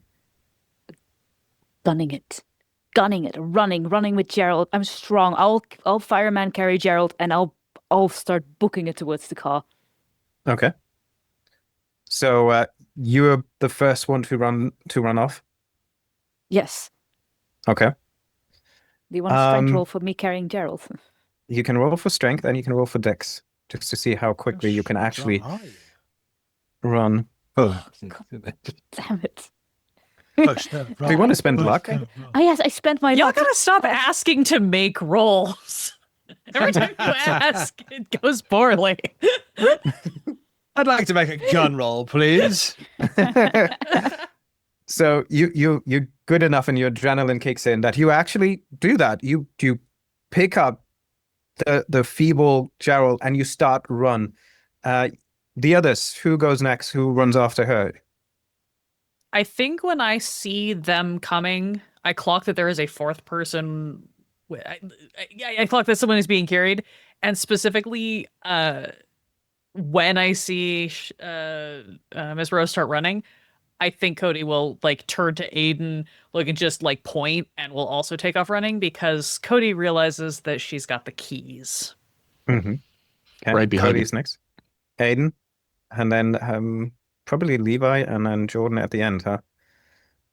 Jordan is waiting to see what Levi does. Okay. Because Jordan has a job. Levi, what do you do? I need a decision. Do we see the doctor? Is he with the people? Not. If you look long enough, he's emerging somewhere in the back of all the people, not up front. Time to move, boss.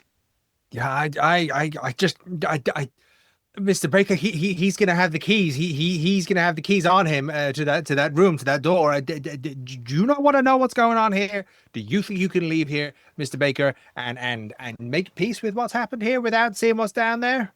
I think. By the way, you can again, come don't back. forget, you're facing the whole town emerging from the town hall, moving with torches, candles towards you, gently humming a tune. We can come back with the full force of the might of the Census Bureau.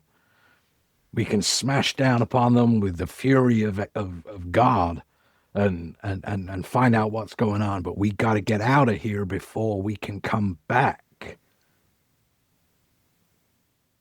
And then he will just go, I'm trying to persuade someone when I should be going. And he just leans forward and he just gets in your face and goes, move your ass.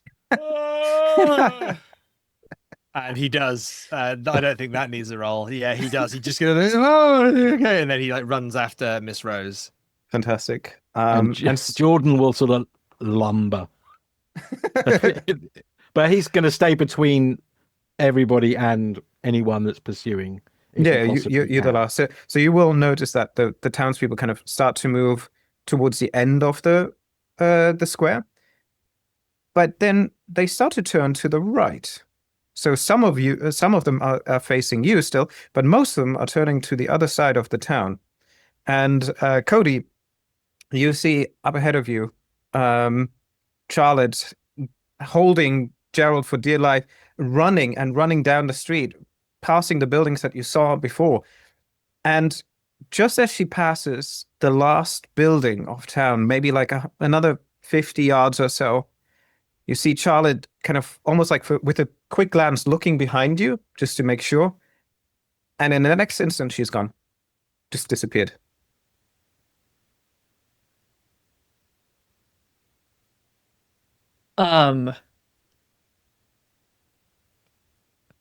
Okay. No. Um,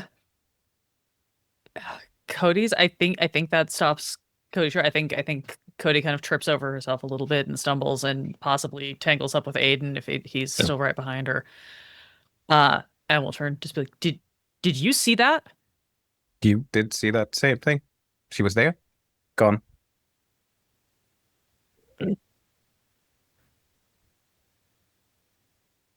I saw that. I don't know what to do. We can't stay here. Apparently, we can't leave either.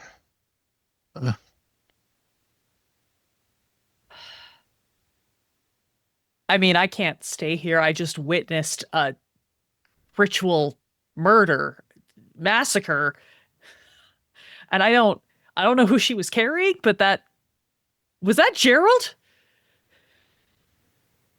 Looked like it. No, I only met him once. Levi is bumping now into you as well.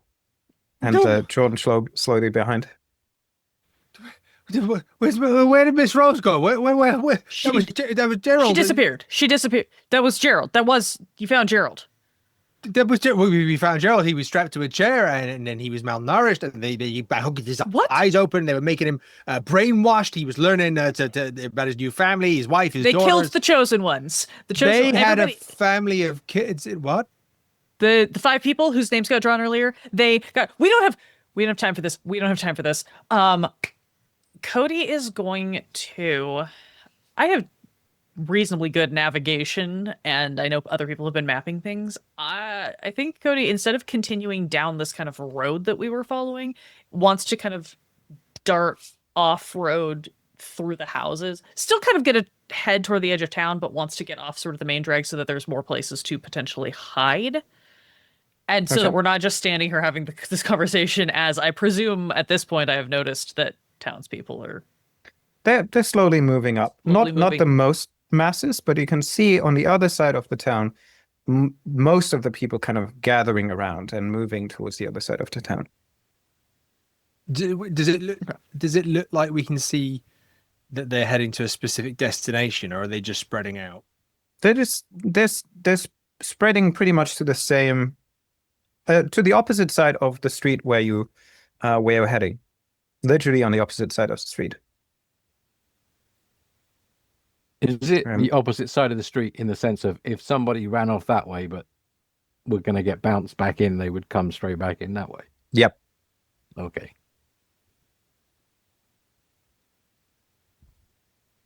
Okay. Yeah, I think Cody's just going to dart a little bit to the side and... Sure. Are you crossing the houses into the fields to leave the town?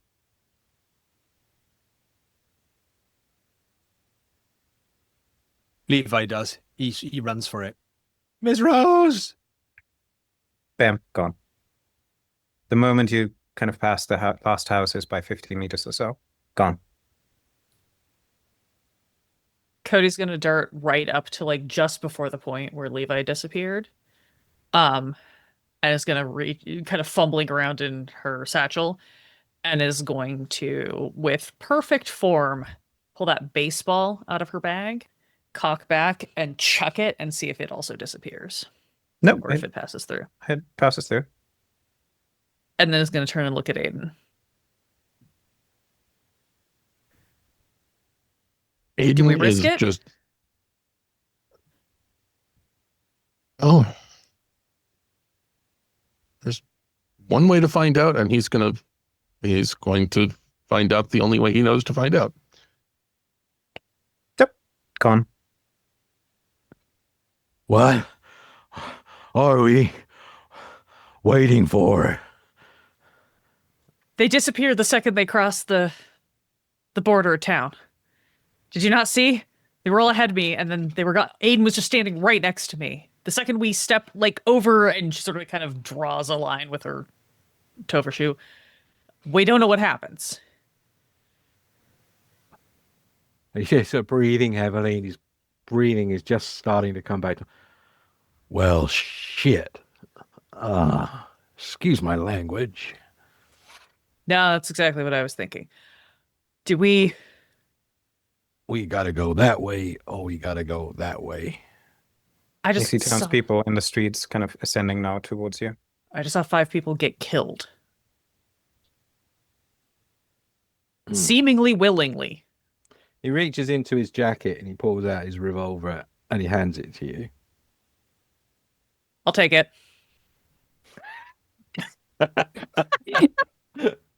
Newman is very offended. He didn't get the gun. Well,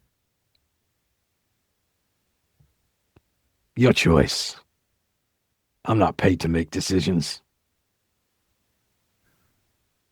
Look, this wasn't how I want. None of this is how I wanted to go out. So, Smoke? hands you a cigarette, pulls out the lighter. Yeah. We crossing the threshold, or are we? She cocks the gun. Taking care of this another way.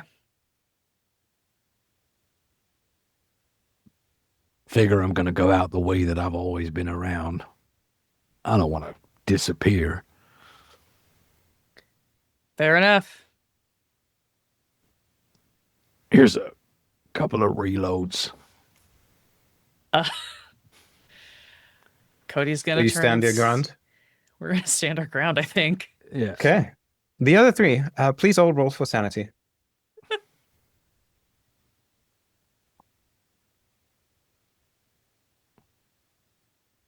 I think this is the first time I ever taken roll for sanity as a good sign, because it means we're still there to roll for sanity.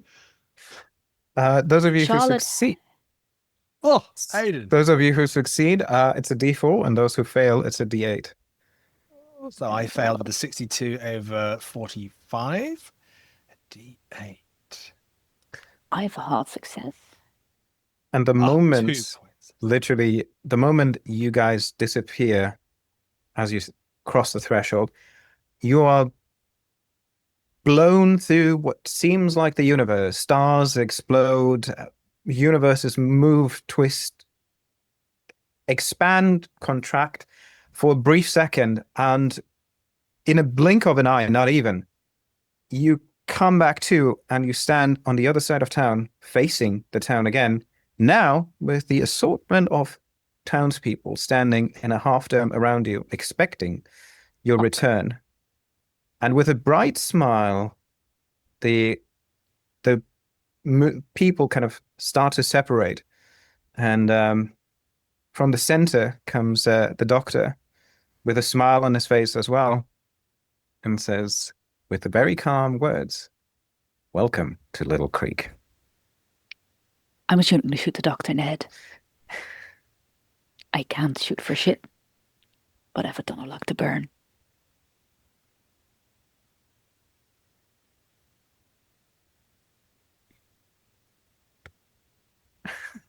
And technically, we can do this as the end, or you can escalate it, but then it will escalate significantly, and it will probably need another 15, 20 minutes. So I think the only plan that I had, apart from going out in a blaze of glory, was it did occur to me, we've been doing other stuff. Time passes at a faster rate here. If we could hold out until the morning, maybe we could escape then. But, you know, I'm equally happy with walking towards them with Cody and then there just being the sound of gunfire for a while. Probably quite a short while. If Cody's got 10 bullets, she's firing 9 of them and saving the last one for herself because she's not playing this game. Fantastic. I think we'll end the official thing at Welcome to Little Creek. But I will tell you what happens if you start shooting in a very condensed version. The moment you kill any one person, bringing the number down to 320, you'll have a much bigger problem because that will release whatever is in the well underneath.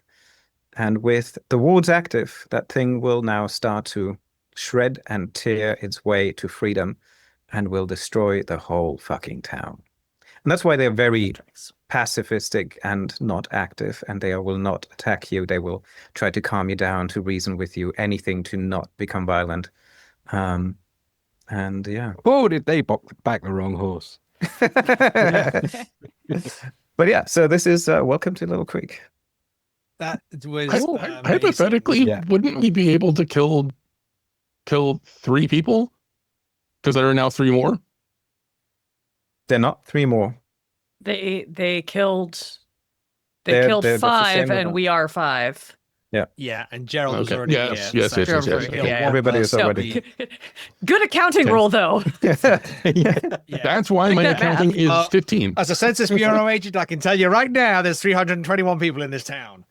Yeah. Thank you so much, David. Thank you, players. Welcome to Little Creek, written by our keeper this evening, as well as our wonderful author, David Wartmann. Fantastic. What we'd love to do here at the end is say thank you to all of our investigators that have been here as well, and go across the group so we can remind you where you can find us and tell us what's coming up next. So, Alandra, could you lead the charge for us, please? Where can we find you? What's going on? And what have you got coming up next?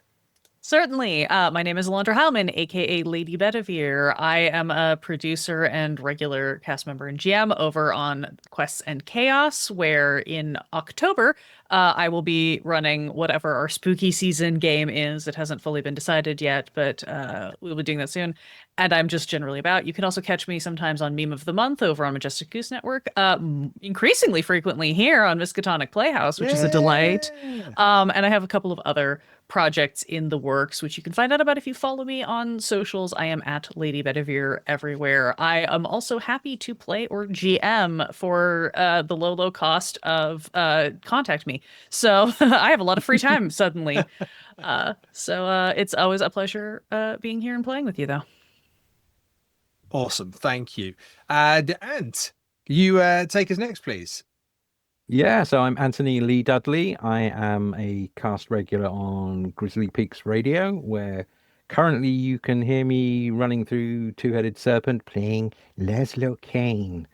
And it's going to be interesting when we get towards the end of it, I promise you. I occasionally pop up on other Discords, and like Alandra, I'm starting to occasionally appear on this wonderful channel. Which is awesome. And occasionally you will find some of the stuff that I've written being used in actual plays and things. How We Roll has got some stuff of mine going on. So cool. And thank you very much for having us. This is a wonderful, wonderful scenario. Lots of really, really nice kind of edgy feel to it. So yeah, absolutely. Very atmospheric. Thank you. And Steve. I'm Steve. You can find me on the socials at Tall Halfling, sometimes Tall Halfling RPG. You can find me playing all over the place. Recently, I've been on a horror kick, so you'll find me a lot right here. You'll find me over on Symphony. But you will find me right here in 2 weeks on the 13th of September. We set a fire earlier, so the fire department will be coming in 2 weeks. Time is messed up in this scenario, so and you just might see a familiar face over there as well. Outstanding. And Olga. Yes, I am Olga Patjin, writer of the Eternal Grind Cafe, which is a Starbucks in hell where you can do horrible things to your horrible customers and get revenge on your traumas from the service industry. You can find me on Blue Sky at Bastet the Cat or at the Miskatonic University Playhouse Discord, also at Olga at Bastet the Cat. And yes, this was lovely investigative sandbox, very new, very fresh, very interesting, very atmospheric indeed. That's a good word for it. And thank you so much for having me. And David.